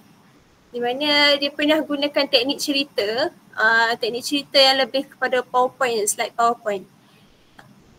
Sangat menarik juga, boleh digunakan untuk kanak-kanak autism sebab autism ni kita perlu tarik fokus mereka. Okay. Kalau autism ni dia fokus kita perlu letakkan ilustrasi yang menarik dan sebagainya supaya mereka fokus ataupun mereka dapat memberikan fokus yang baik dan faham cerita tersebut. Dan kadang-kadang kalau autism ni kita perlukan guna bahasa yang mudah. Jangan guna bahasa yang terlampau melirik semua tu, tak boleh, dia tak sesuai sebab nanti dia kurang fokus. Dan ilustrasi penting, lagi-lagi kalau letakkan contohnya benda yang mereka boleh pegang, contohnya patung. Kalau mereka pegang, insya-Allah mereka akan fokus. Okay. Dan dari segi teknik penceritaan adakah sesuai dengan murid-murid PKI ni, PKI? Teknik penceritaan yang saya bagi tadi ada 5 kan. Dialog, pertuturan ataupun pemberian dan sebagainya. Okay. Teknik ni sesuai tapi dengan cara dan penggunaan bahasa yang tepat. Okay, dialog. Contohnya kalau nak buat dialog, awak kena sertakan audio dialog tersebut. Supaya mereka dapat engage engage dengan cerita tersebut. Okay, sediakan dialog. Itu adalah tips yang penting dialog. Dan satu lagi, muzik sangat penting. Sebab kita tahu PPKI ni dia perlu dari segi audio visual dia perlu diterapkan dalam penceritaan. Okay, untuk cerita yang teknik naratif. Kalau awak nak buat naratif sesuai, awak kena buat menggambarkan keseluruhan dan awak letak gambar juga. Gambar. Contoh awak nak gambarkan tadi yang ombak tadi. Selitkan gambar ombak sekali ni, kalau boleh bergerak. Kalau boleh ombak tu bergerak. Jadi dia akan menarik minat. PKI ni mudah saja. Kalau kita percaya tarik minat dia, maksudnya kita percaya. Macam pensyarah saya pun ada selalu bagi tahu. PKI ni kita kena tarik dia orang dari segi minat nak belajar. Kita kena letak ilustrasi, perlu gunakan audio, visual, kinestetik, semua tu. Untuk memberikan pemahaman kepada mereka. Jelas Syarizan? Jelas cikgu. Okey. Kalau tak ada soalan lagi, kita terus kepada aktiviti yang nak dilakukan ini. Aktivitinya ringkas saja. Saya nak semua orang terlibat sebab saya akan panggil nama secara random. Berdasarkan list nama tu, saya akan tengok secara random. Untuk awak ceritakan sedikit cerita yang awak akan hasilkan ni. Okay, ini dia aktiviti kita hari ni, iaitu cipta cerita. Cerita pendek saja, ringkas saja. Kalau boleh ringkas saja. Okay, yang pertama saya nak awak tentukan dulu watak, genre cerita yang hendak dihasilkan. Okay, dan perlu rancang. Saya nak rancang secara spontan je. Tak perlu nak fikir banyak sangat sebab kita masa pun singkat kan. Jadi spontan saja, gunakan imajinasi awak. Dan satu lagi, lepas dah siap tak susun semula idea tu. Bukan susun macam tulisan tak susun, tak perlu tulis sangat pun tak apa. Awak just catat-catat sikit, dah tulis satu perenggan pun dah cukup. Okay, dan seterusnya awak catatkan idea lah dari pandangan kawan awak. Awak boleh buat secara seorang-seorang ataupun kalau ada kawan kat sebelah boleh bincang dengan kawan kat sebelah. Okay, cerita. Okay, untuk permulaan cerita ni saya nak kita macam kita sambung-sambung cerita tau, faham tak? Maksudnya ada seorang dia akan bagi satu watak, hasilkan cerita dan seterusnya akan sambung cerita tu sampailah kita tahu pengakhiran cerita tu. Jelas? Ke ada soalan? Faham tak? Faham kan? So memang pendek saja. Tak perlu panjang. Cerita yang pendek saja. Okay, untuk itu saya nak seorang wakil. Mula-mula wakil dulu. Kalau tak ada wakil saya panggil. Wakil untuk tentukan permulaan cerita. Watak. Okay, wakil, watak. Macam saya cakap tadi, watak boleh pilih watak kanak-kanak ataupun watak haiwan dan sebagainya.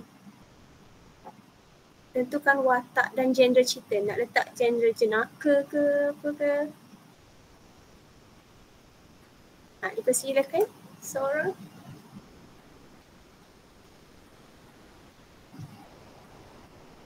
Kalau tak ada saya pick random.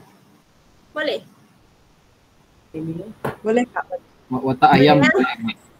Watak ayam. Apa dia Joy? Watak ayam. Watak ayam. Okey, watak ayam. Okey, sekarang saya bagi masa 5 minit cukup. 5 minit. Cikgu Haifa. Ya. Sebut nama mereka. Tanya soalan. Sebut nama. Sebut nama. Okey, boleh Doktor. Ada kan dekat surat nama tu Haifa? Jangan Ada. Senyap. Ada yang tidur tu agaknya. Okey, boleh. Cikgu Haifa berkongsi ya. Okey, Joy tadi wataknya adalah seekor ayam. Okey, sekarang saya bagi masa 5 minit. Sebut nama Jeremiah, Haifa, Jeremiah. Okey, Jeremiah sedia. Lepas ni saya akan panggil awak. Buatkan satu permulaan cerita Jeremiah. Okay, saya bagi masa dah 3 minit dah, 3 minit. Pendek saja, tak perlu panjang, pendek saja. Nak tengok orang faham ke tak cara.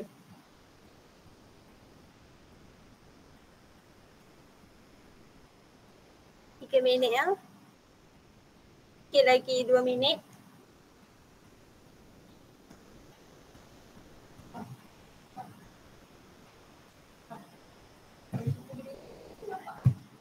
Ada background.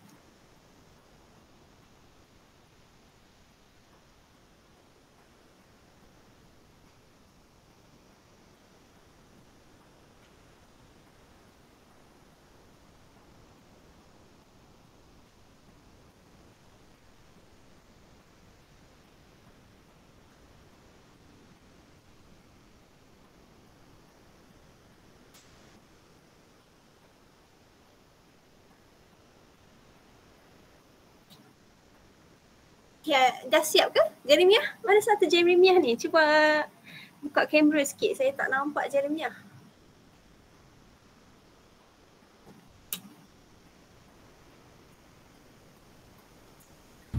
Jeremiah dia kongsi PC dengan saya. Ini Jeremiah. Ya.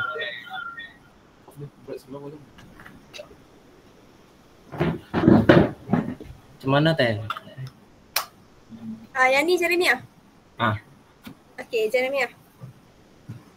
Macam mana? Berapa ayat tu? Terpulang kepada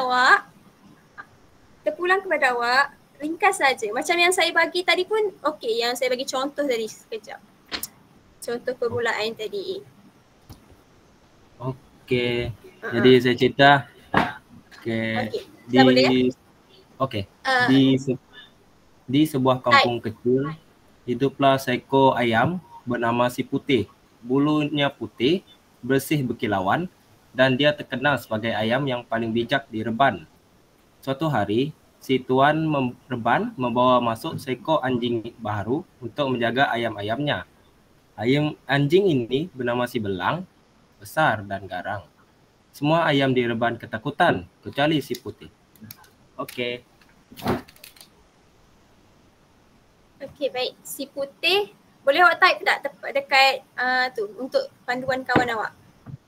Saya faham tadi si Putih, dia ceritakan si Putih. Macam mana badan si Putih. Dan dia tinggal dekat mana. Okey, itu adalah teknik naratif. Okey, bagus Jeremiah. Okey, seterusnya cuba kembangkan cerita yang Jeremiah sampaikan tersebut. Okey, ni Jeremiah dah letakkan dekat, boleh semua boleh tengok dekat bahagian komen. Sekejap saya. Okey, lagi saya bagi 3 minit lagi untuk kembangkan lagi cerita yang Jeremiah hasilkan tersebut.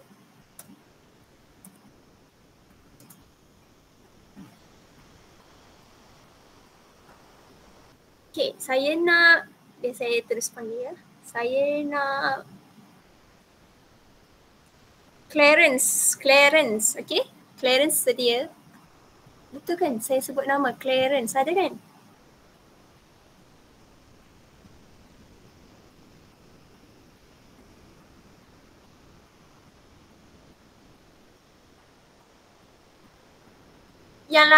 Yang lain buat juga.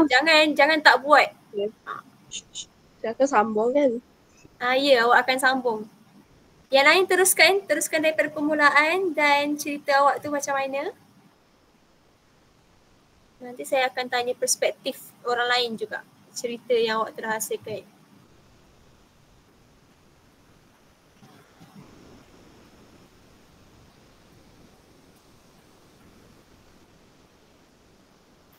Okey, saya nak tekankan, pastikan awak letak kat situ ada nilai yang positif. Watak yang positif juga, menunjukkan yang boleh dicontohi. Gunakan teknik gaya bahasa yang menarik. Nak ada si Belang. Si Belangnya anjing.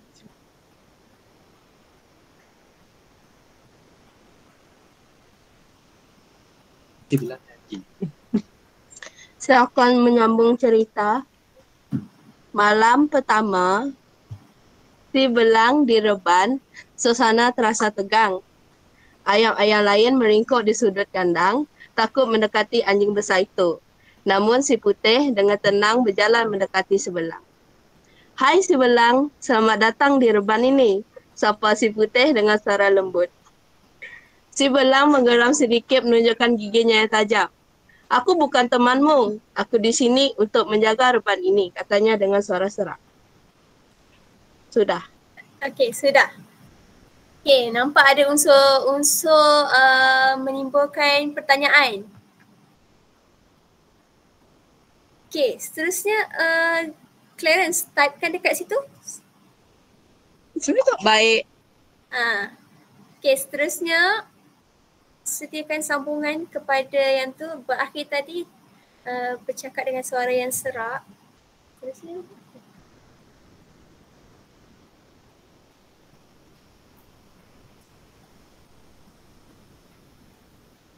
Saya share yang ni supaya semua boleh nampak.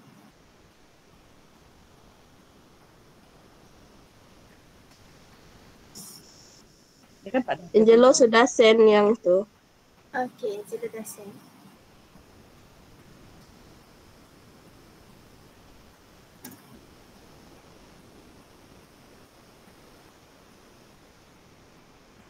Okey, seterusnya saya nak Emilia. Emilia kan nama? Emilia. Okey, saya bagi masa awak 2 minit.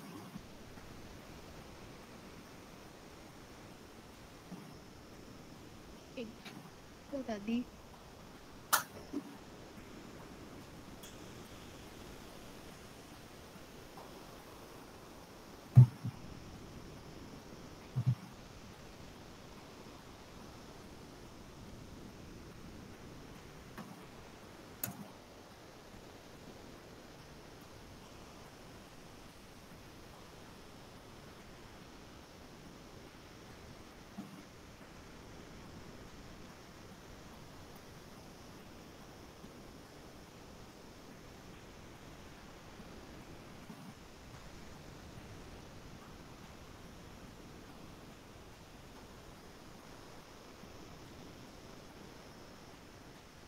Nampak tadi Clarence dia gunakan teknik dialog. Apa salah Clarence? Emilia, dah sedia? Tak apa, ada lagi 1 minit.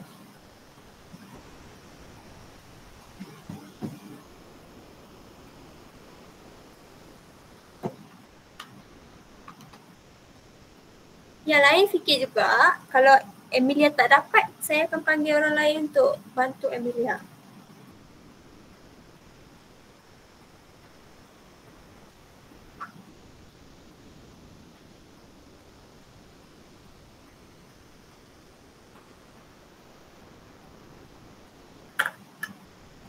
Kalau awak dah rancang cerita tu berlainan dengan yang digabungkan ni, boleh, kalau nak kongsikan boleh angkat tangan dan kongsikan nanti di akhir nanti. Yang ni kita akan fokus untuk satu cerita ni dulu.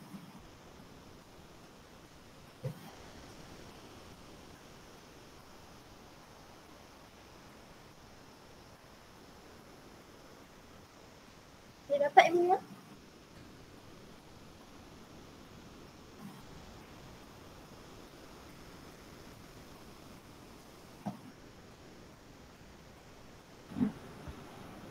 Kalau saya nak sambung boleh. Apa tu? Joel? Joel nak sambung? Ya, saya sambung. Okey, Emilia ada tak? Belum dapat? Kalau belum dapat, Joel sambung.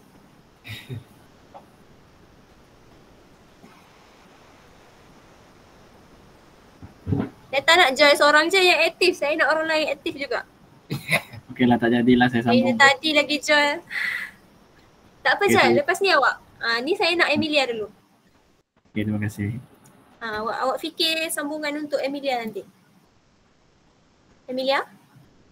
Selamat malam cikgu, dapat dengar suara saya kan? Okey, dapat dengar. Teruskan Emilia. Maaf cikgu sebab ada masalah audio sebenarnya tadi. Saya sambung Oh ya. Okay. Sila. Okey, saya mula sambung. Si putih tersenyum di sini bukan untuk menjadi musuh si belang. Kami semua mahu hidup dengan aman di reban ini, katanya dengan lembut. Si belang masih ragu-ragu, tetapi dia tidak lagi mengeram. Aku cuma ingin menjalankan tugas menjaga reban ini. Aku tidak biasa dengan tempat baru, katanya perlahan.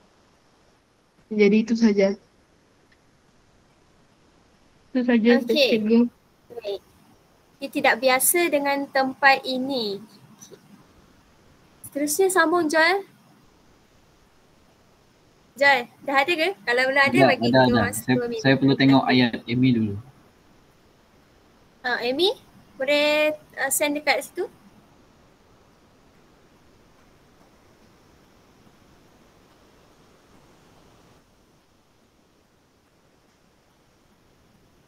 Okay. Dah Joel.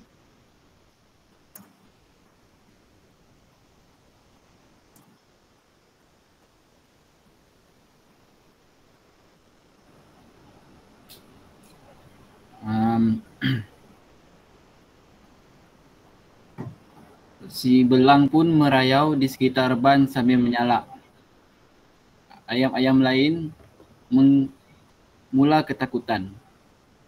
Tetapi si putih dengan tenang berkata, "Hai si belang, kau memang hebat. Tapi kalau kau terus menyalak, kau akan keletihan dan tak dapat menjaga reban dengan baik." Si belang terdiam. Dia tidak pernah berfikir begitu. Sejak itu, dia hanya menyalak jika perlu dan mula menghormati si putih. Mat. Itu letak penamat. Terus send kat situ. Okay, kita dah jumpa penamat. Sekejap.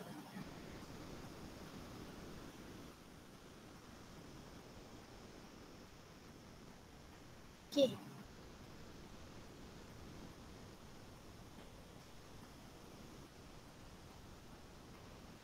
Joel, tulis dekat ruangan tu. Okey, sudah selesai mengenai.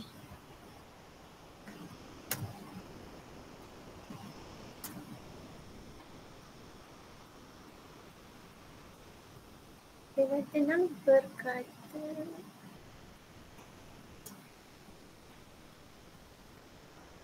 okey, baik. Ini merupakan hasil, sekejap saya share kat semua. Hasil cerita pendek tentang kanak-kanak tentang seekor ayam. Okay. Seekor ayam. Baik, ada permulaan ceritanya menggunakan teknik naratif. Okay, lepas tu dekat perkembangan dia adanya unsur dialog, adanya perkenalan kepada watak lain. Okay. Terus iaitu ni si belang watak lain. So maksudnya ada 2 watak kat sini. Jadi dekat sini adanya konflik iaitu permusuhan ni sebelah mengerang sedikit dengan suara serak. Okay, lepas tu ada dekat akhir-akhir ni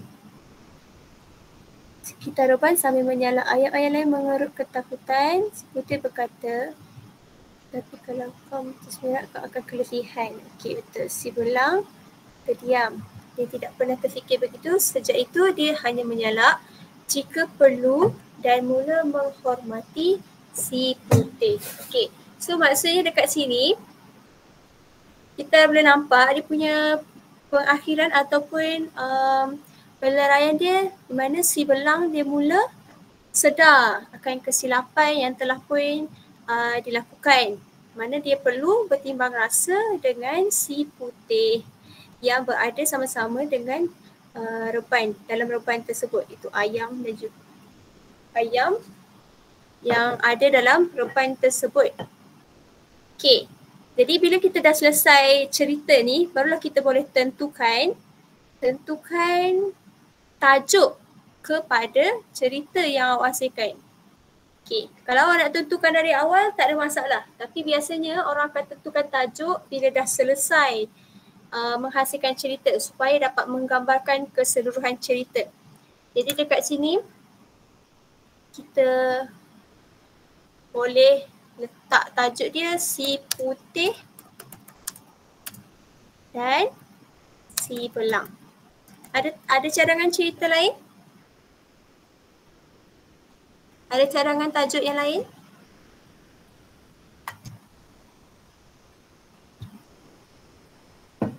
Anik? Ada. Apa dia? Tak bunyi suara. Tajuk yang saya cadangkan adalah si belang yang sombong. Si belang yang sombong. Okey. Sombong. Si belang yang sombong. Okey, Awang. Awak rasa sesuai ke tajuk ni dengan keseluruhan cerita? Saya rasa sesuai, tapi saya ada cadangan yang lain lah. Cadangan saya si putih yang cerdik. Si putih yang cerdik? Ya. Si putih yang cerdik. Okey, Awang, sila nyatakan di mana kecerdikan si putih dekat cerita ni? Dekat waktu pada bahagian semua ayam tu dalam reban, lepas tu si anjing pun masuk ke dalam reban tersebut dan semua ketakutan kecuali si putih. Dekat situ menunjukkan bahawa si putih mempunyai idea yang lebih ditonjolkan berbanding ayam-ayam yang lain. Kecerdikannya dekat situlah. Okey, awak tak rasa ke permulaan ni semua ayam ketakutan kecuali si putih ni menunjukkan keberanian? Ya, keberanian. Jadi perlu tukarlah, saya tukar. Okey, si putih yang berani. Si putih yang berani. Ya, berani. Okey, saya tekankan kepada awak semua untuk menghasilkan tajuk yang sesuai, kita perlu lihat keseluruhan cerita. Macam tadi, si belang yang sombong, dia agak tidak sesuai sebenarnya. Sebab dari segi keseluruhan cerita, dia tak nampak sangat yang si belang ni dia sombong. Dia bukanlah sombong, dia lebih kepada degil. Dia rasa degil, dia rasa megah diri. Sebab dia adalah penjaga. Dia rasa dia penjaga reban. Dia tak sombong, tak sangat menggambarkan. Dia memang menggambarkan tapi kurang menggambarkan. Jadi Anik tadi, si belang yang sombong ni agak kurang sesuai. Saya rasa si putih yang berani tadi pun kurang sesuai sebab pengajaran dia apa? Joel, silakan Joel. Pada pendapat saya, tajuk si putih dan si belang tadi sudah cukup sesuai kerana berdasarkan cerita ni tadi, kedua-dua watak iaitu putih dan belang memainkan peranan yang besar dalam cerita ini. Okey, baik, tepat sekali Joy. Itu yang saya nak dengar. Dia watak si belang dengan si putih ni dia sama rata. Dia tak ada berat sebelah. Jadi kalau nak letak satu sahaja dekat cerita, dia kurang sesuai. Contoh si putih yang cerdik. Sebab cerita ni menggambarkan kedua-dua watak tu ada penting. Kecuali lah watak dalam tu dia banyak watak dan watak si putih lebih menonjol. Yang tu betul kalau awak nak letak si putih yang utama. Okay. Watak tajuk merupakan aspek yang penting juga. Jangan main letak je tajuk. Tajuk macam ni, cerita ni macam ni, tak sesuai. Jadi kita kena sesuaikan tajuk dengan cerita. Sebab tu saya cakap, bila kita dah selesai cerita baru kita tentukan tajuk. Kalau kita tentukan tajuk, ceritanya lain daripada tajuk, tak boleh. Okay, jelaskan. Jelas. Okay, selain daripada, ini adalah cerita tahniah. Saya nak ucapkan tahniah kepada kawan-kawan ataupun adik-adik yang berjaya hasilkan sebuah cerita dalam masa yang singkat, 15 minit saja. dah siap satu cerita pendek. Dekat sini kita lihat dari segi penggunaan ayat sangat bagus. Ayat yang ringkas, mudah difahami. Kosakata juga kosakata yang mudah dan sesuai untuk kanak-kanak. Dan ada unsur dan juga menunjukkan nilai dan pengajaran. So ciri-ciri, 5 ciri yang saya nyatakan tadi memang jelas ada dalam ni. So tahniah kepada adik-adik sekalian. Terusnya, selain daripada cerita yang telah pun kita gabungkan ni, ada tak sesiapa yang nak kongsikan cerita dia secara lisan saja sebelum kita tamatkan sesi ni? Kalau tak ada, saya panggil nama. Sekejap.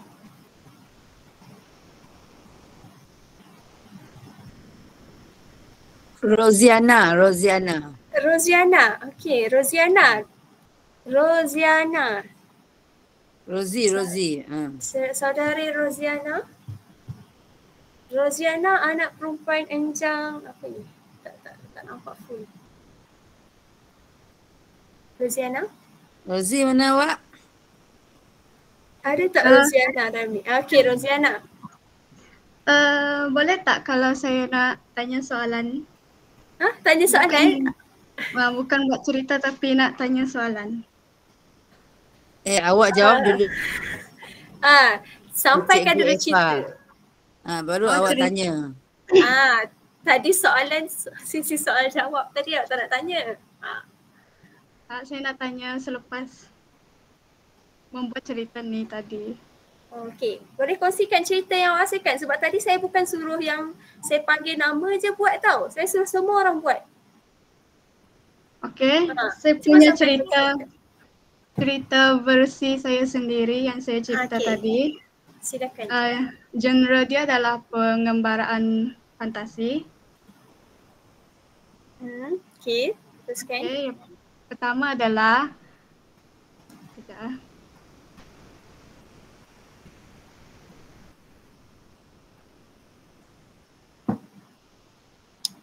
Rozi, tadi kan kita dah tentukan watak kan? Wataknya adalah berkisar tentang seekor ayam. Ya. Okey, jadi awak ni punya ni dia seperti fantasi, lebih fantasi. Wataknya adakah watak ayam? Ya, masih seorang ayam. Okey, baik. Menjawab soalan. Teruskan. Apa cerita awak? Saya risau tiba-tiba awak buat cerita lain pula. Okey, tak apa. Teruskan. Kejap ya. Baca je tak apa. Tak perlu tulis. Ayam kecil yang berani. Di sebuah ladang kecil tinggal seekor anak ayam bernama Cik Pipi. Dia berbulu kuning, keemasan dan suka berlari-lari di sekitar reban. Walaupun kecil, Cik Pipi sangat ingin menjadi berani seperti ibunya, ibu ayam. Suatu hari, hujan turun dengan lebat dan angin bertiup kencang. Cik Pipi melihat anak-anak itik yang tinggal di tepi kolam menggigil kesejukan. Air kolam semakin naik dan mereka ketakutan. Apa yang boleh aku buat, fikir Cik Pipi. Dia teringat akan timbunan jerami di sebelah reban. Dengan pantas, dia berlari mendapatkan jerami itu dan menolaknya ke arah anak-anak itik.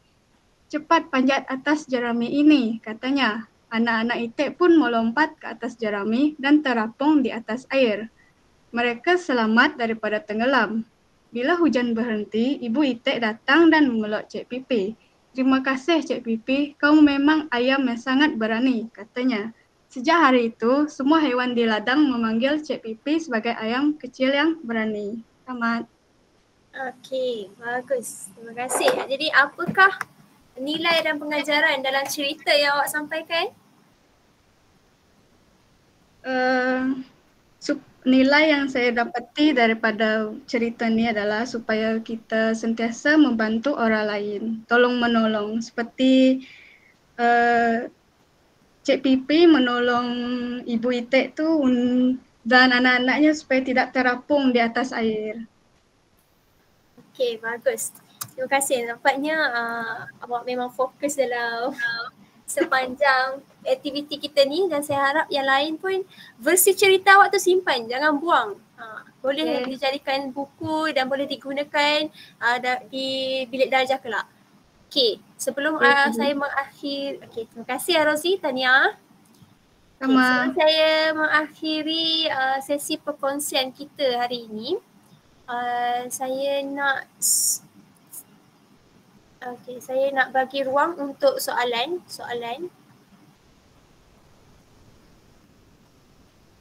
Rozi, tadi awak nak tanya soalan kan? Boleh dipersilakan. Apa soalan yang awak nak tanya? Pertama, kan cikgu sudah lebih terbiasa untuk berinteraksi dengan murid-murid di sekolah. Macam contoh kalau kita membina ataupun memilih sesuatu cerita tu, adakah mencipta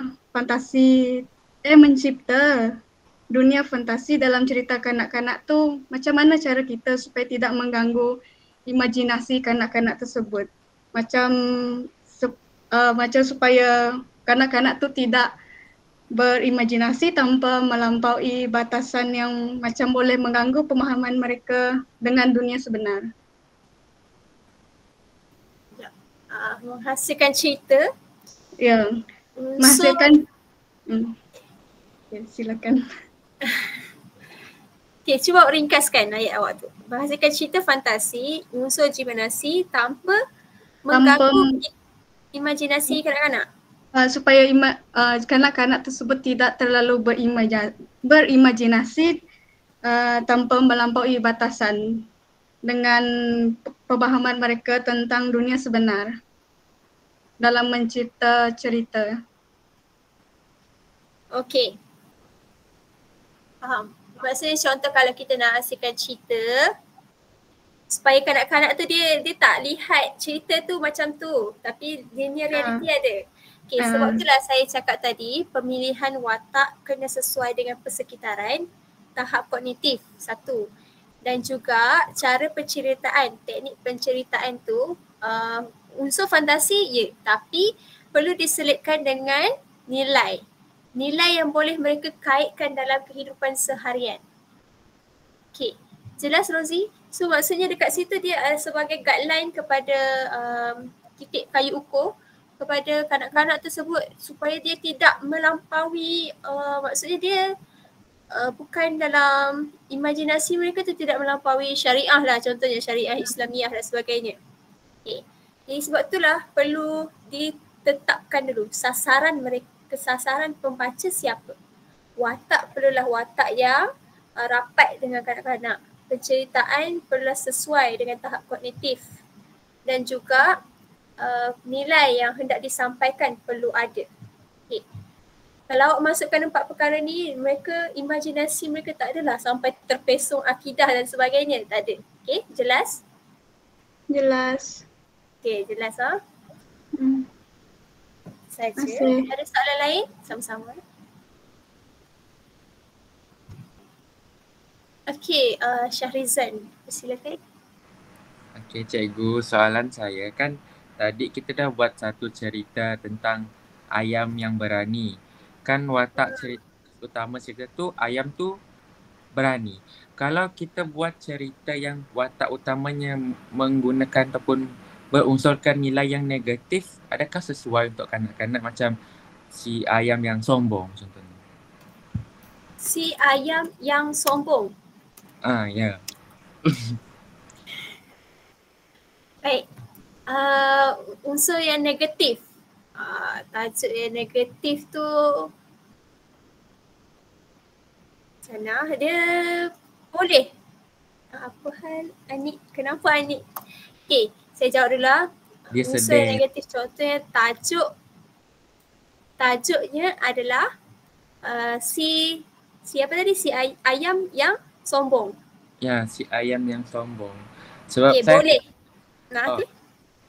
Silakan sebab apa? Cerita tadi tapi watak cerita tu saya tak buatnya positif, saya buatnya negatif. Sebab nak kreatif.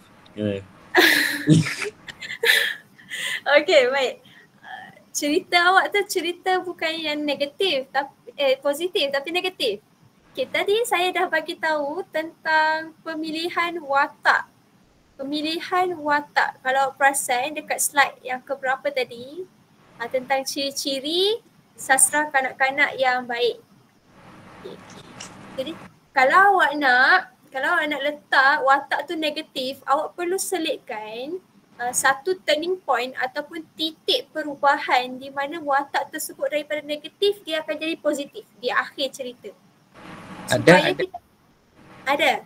Okey, supaya kita dapat sampaikan nilai yang positif kepada kanak-kanak.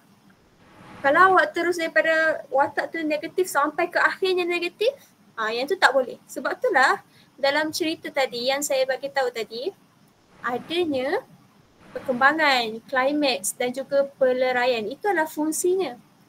Kalau watak dimulakan dengan negatif, dekat bahagian klimaks perlulah ada titik perubahan di mana sikap negatif itu berubah kepada sikap yang positif. Oh, faham. Yang bahagian ni tadi, proses cerita tadi. Saya cakap kan, dekat sini dia akan sedar sikap dia. Okay. Menunjukkan kesan kejadian terhadap watak dan dunia. Jadi dekat situ bila adanya kesan, mereka akan mengalami perubahan ni, perubahan atau memperoleh pengajaran. Okey, jelas lah? Cari Zain? Jelas cikgu, terima kasih. Okey, jelas.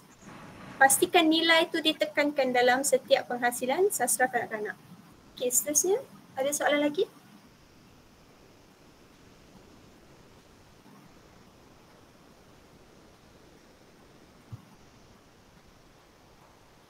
Saya rasa mungkin tiada lagi sebab masa pun sudah mencemburui kita. Okey, mungkin Cikgu Haifa ada apa-apa lagi yang ingin disampaikan? Okey, baik. Kesimpulan. Kesimpulan. Okey, terima kasih Agnes, betul masa telah mencemburi kita. Okey. Kesimpulannya tadi, penghasilan sastra kanak-kanak ni adalah sangat penting di mana untuk mendidik dan membentuk peribadi. Jadi macam yang soalan-soalan tadi ada berkaitan dengan cara kita mendidik dan membentuk peribadi. Kalau letak negatif, perlulah ditukar kepada positif. Okay. Dan kalau yang melebihi imajinasi tu janganlah sampai menyebabkan kanak-kanak terpesong dari segi pemahaman realiti dunia semasa. Okay. Dan seterusnya lagi, sastra adalah alat untuk menyampaikan nilai murni. Kena letak nilai murni, penggunaan bahasa yang ringkas, yang tepat dan merangsang imajinasi mereka. Dan juga dapat perlulah dihasilkan mengikuti ciri-ciri, perlu ada ciri-ciri sastra kanak-kanak yang saya nyatakan tadi, ciri-ciri yang terbaik agar cerita tersebut berkualiti tinggi. Maksudnya dia ada setiap daripada permulaan sampai akhir tu dia sangat berkualiti, memberikan impak yang positif kepada kanak-kanak itu sendiri.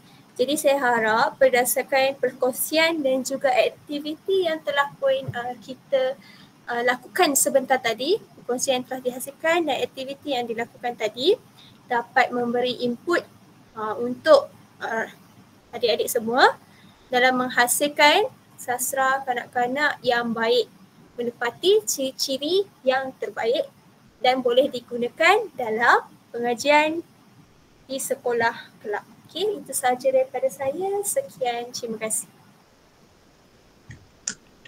Baiklah, terima kasih Cikgu Haifa atas perkongsian kita pada malam ini. Semoga perkongsian Cikgu Haifa ini membantu kita lah, terutamanya dalam penasiran bertulisan, memberi panduan kepada kita untuk mendapat grade yang baik dalam kursus ini. Jadi sekali lagi terima kasih dan kita semua buka kamera. Namun sebelum itu kita menjemput Dr. Sarah terlebih dahulu untuk menyampaikan sepatah dua kata. Silakan Dr.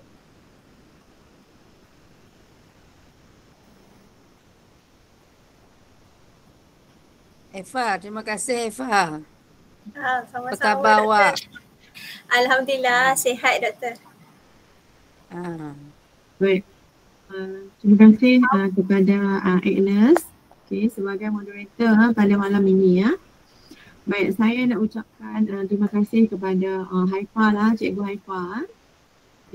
Kalau pelajar BM 1, 2 nak tahu, Haifa ni salah seorang pelajar semalam dan Haifa juga tahun lepas menerima anugerah khas pengarah kan Haifa? Ya betul. Anugerah khas pengarah, salah seorang pelajar menerima anugerah khas pengarah. Dia sangat aktif, dia banyak bantu saya membuat penerbitan, membuat penyelidikan sampai peringkat antarabangsa. Kalau di China, tapi kami dalam talian lah. Buat seminar peringkat antarabangsa dengan China, universiti di China, tapi dalam talian lah. Jadi dia sangat rajin lah untuk menulis dan sebagainya. Dia sangat rajin. Dia kerja keras, jadi hasilnya berbaloi. Sekarang awak tengok, dia dapat memberikan input kepada awak semua dengan terperinci ya. Saya kira input malam ini sangat membantu kedua-dua kelas untuk menghasilkan PB1 anda untuk kursus 3283. Sebagaimana yang dia dah terangkan tadi ya. Input-input tu ambil sebagai satu ilmu pengetahuan dalam usaha anda menghasilkan cerita kanak-kanak yang berjumlah 700 patah perkataan. Panjang tu, nak buat ilustrasi lagi sebab mereka kena buat ilustrasi lagi nanti sebab ini MK ya. Kehendaknya anak tinggi ya. Jadi apa yang awak dapat manfaatkanlah dengan sebaik-baiknya supaya hasil karya awak nanti lebih berkualiti. Kalau si Joel ni kan tak jauh lah watak ayam. Ayam saja yang ada kepala dalam kepalanya. Pelik saya. Tak adakah haiwan lain? Tadi saya nak beri penegasan sebab awak bakal bercuti minggu depan dan awak akan memulakan tugasan anda. Sebagaimana soalan yang anda tanya kepada Cikgu Haifa tadi bolehkah mula cerita komplit? Elakkan. Sebagaimana jawapan Cikgu Haifa tadi elakkan sebab ini cerita untuk kanak-kanak. Jangan awak ingat otak kanak-kanak macam otak awak, tak sama. Okey, itu satu. Yang kedua tadi tentang dunia fantasi, ingat, gabungkan dengan dunia realiti untuk mengelakkan imajinasi yang melampau jerali sebagaimana soalan Roziana. Kalau belajar BM1 elakkan berpijak dunia nyatanya kita, dunia realiti lebih mudah. Fantasi awak tak betul, nanti saya tak bagi wakaf. Kalau awak membuat saya berimajinasi lebih tinggi, saya tak akan bagi wakaf. Ingat tu. Mungkin dunia fantasi awak boleh awak gerakkan dalam dunia mimpi. Jadi masih ada dunia realiti bila dia bangun dan sebelum mimpi, selepas mimpi. Jadi dunia realiti masih kena berpijak dengan nyata. Jangan terlalu fantasi. Saya tak galakkan BM1 ingat BM2 tak tahulah. Sebab Dr. Ana mungkin suka berimajinasi, suka alam fantasi. Itu terpulanglah BM2. Satu lagi tadi. Apa tadi Negatif. Tajuk yang negatif. Si ayam yang sombong. Sebagaimana juga saya buat penegasan saja. Soalan Haifa tadi soalan kepada Cikgu Haifa tadi, katakan boleh tak tajuk yang negatif? Tajuk yang negatif boleh. Tetapi dalam cerita itu mesti ada pengajarannya. Dari negatif dia mesti bersifat dinamik. Cerita itu mesti dinamik, tidak boleh statik. Jangan panjang sangat, lama sangat watak tu negatif. Dia mesti diajar dengan pengajaran. Tapi kalau saya tak begitu suka dengan tajuk yang negatif. BM1 dengar Joel? Saya tak suka tajuk yang negatif. Sebab akhir cerita apa saya bagi tahu? BM1 jawab. Pengakhiran cerita mesti memberikan apa? Semalam baru kuliah. Positif. Nilai dan pengajaran. Nilai dan pengajaran. Nilai dan pengajaran. Apa aspirasi kanak-kanak bila baca karya? Supaya mereka berbuat baik, Doktor. Untuk jadi lebih baik, Diharapkan doktor. seluruh manusia adalah baik hati dan murah hati. Murah hati. Anak dia nakkan satu kebahagiaan. Ingat itu Sebab kita kena menyogokkan benda mereka dengan unsur yang positif.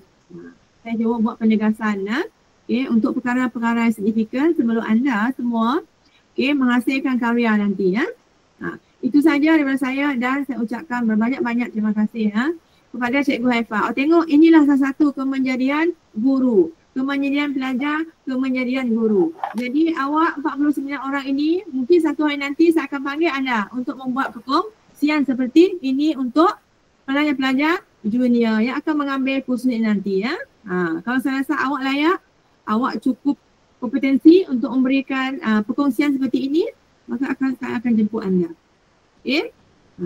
Itu saja daripada saya. Dan tahniah kepada Cikgu Haifah. Saya melihat hari ini satu hasil kami JPM hasil seluruh masyarakat, hasil RPG kita.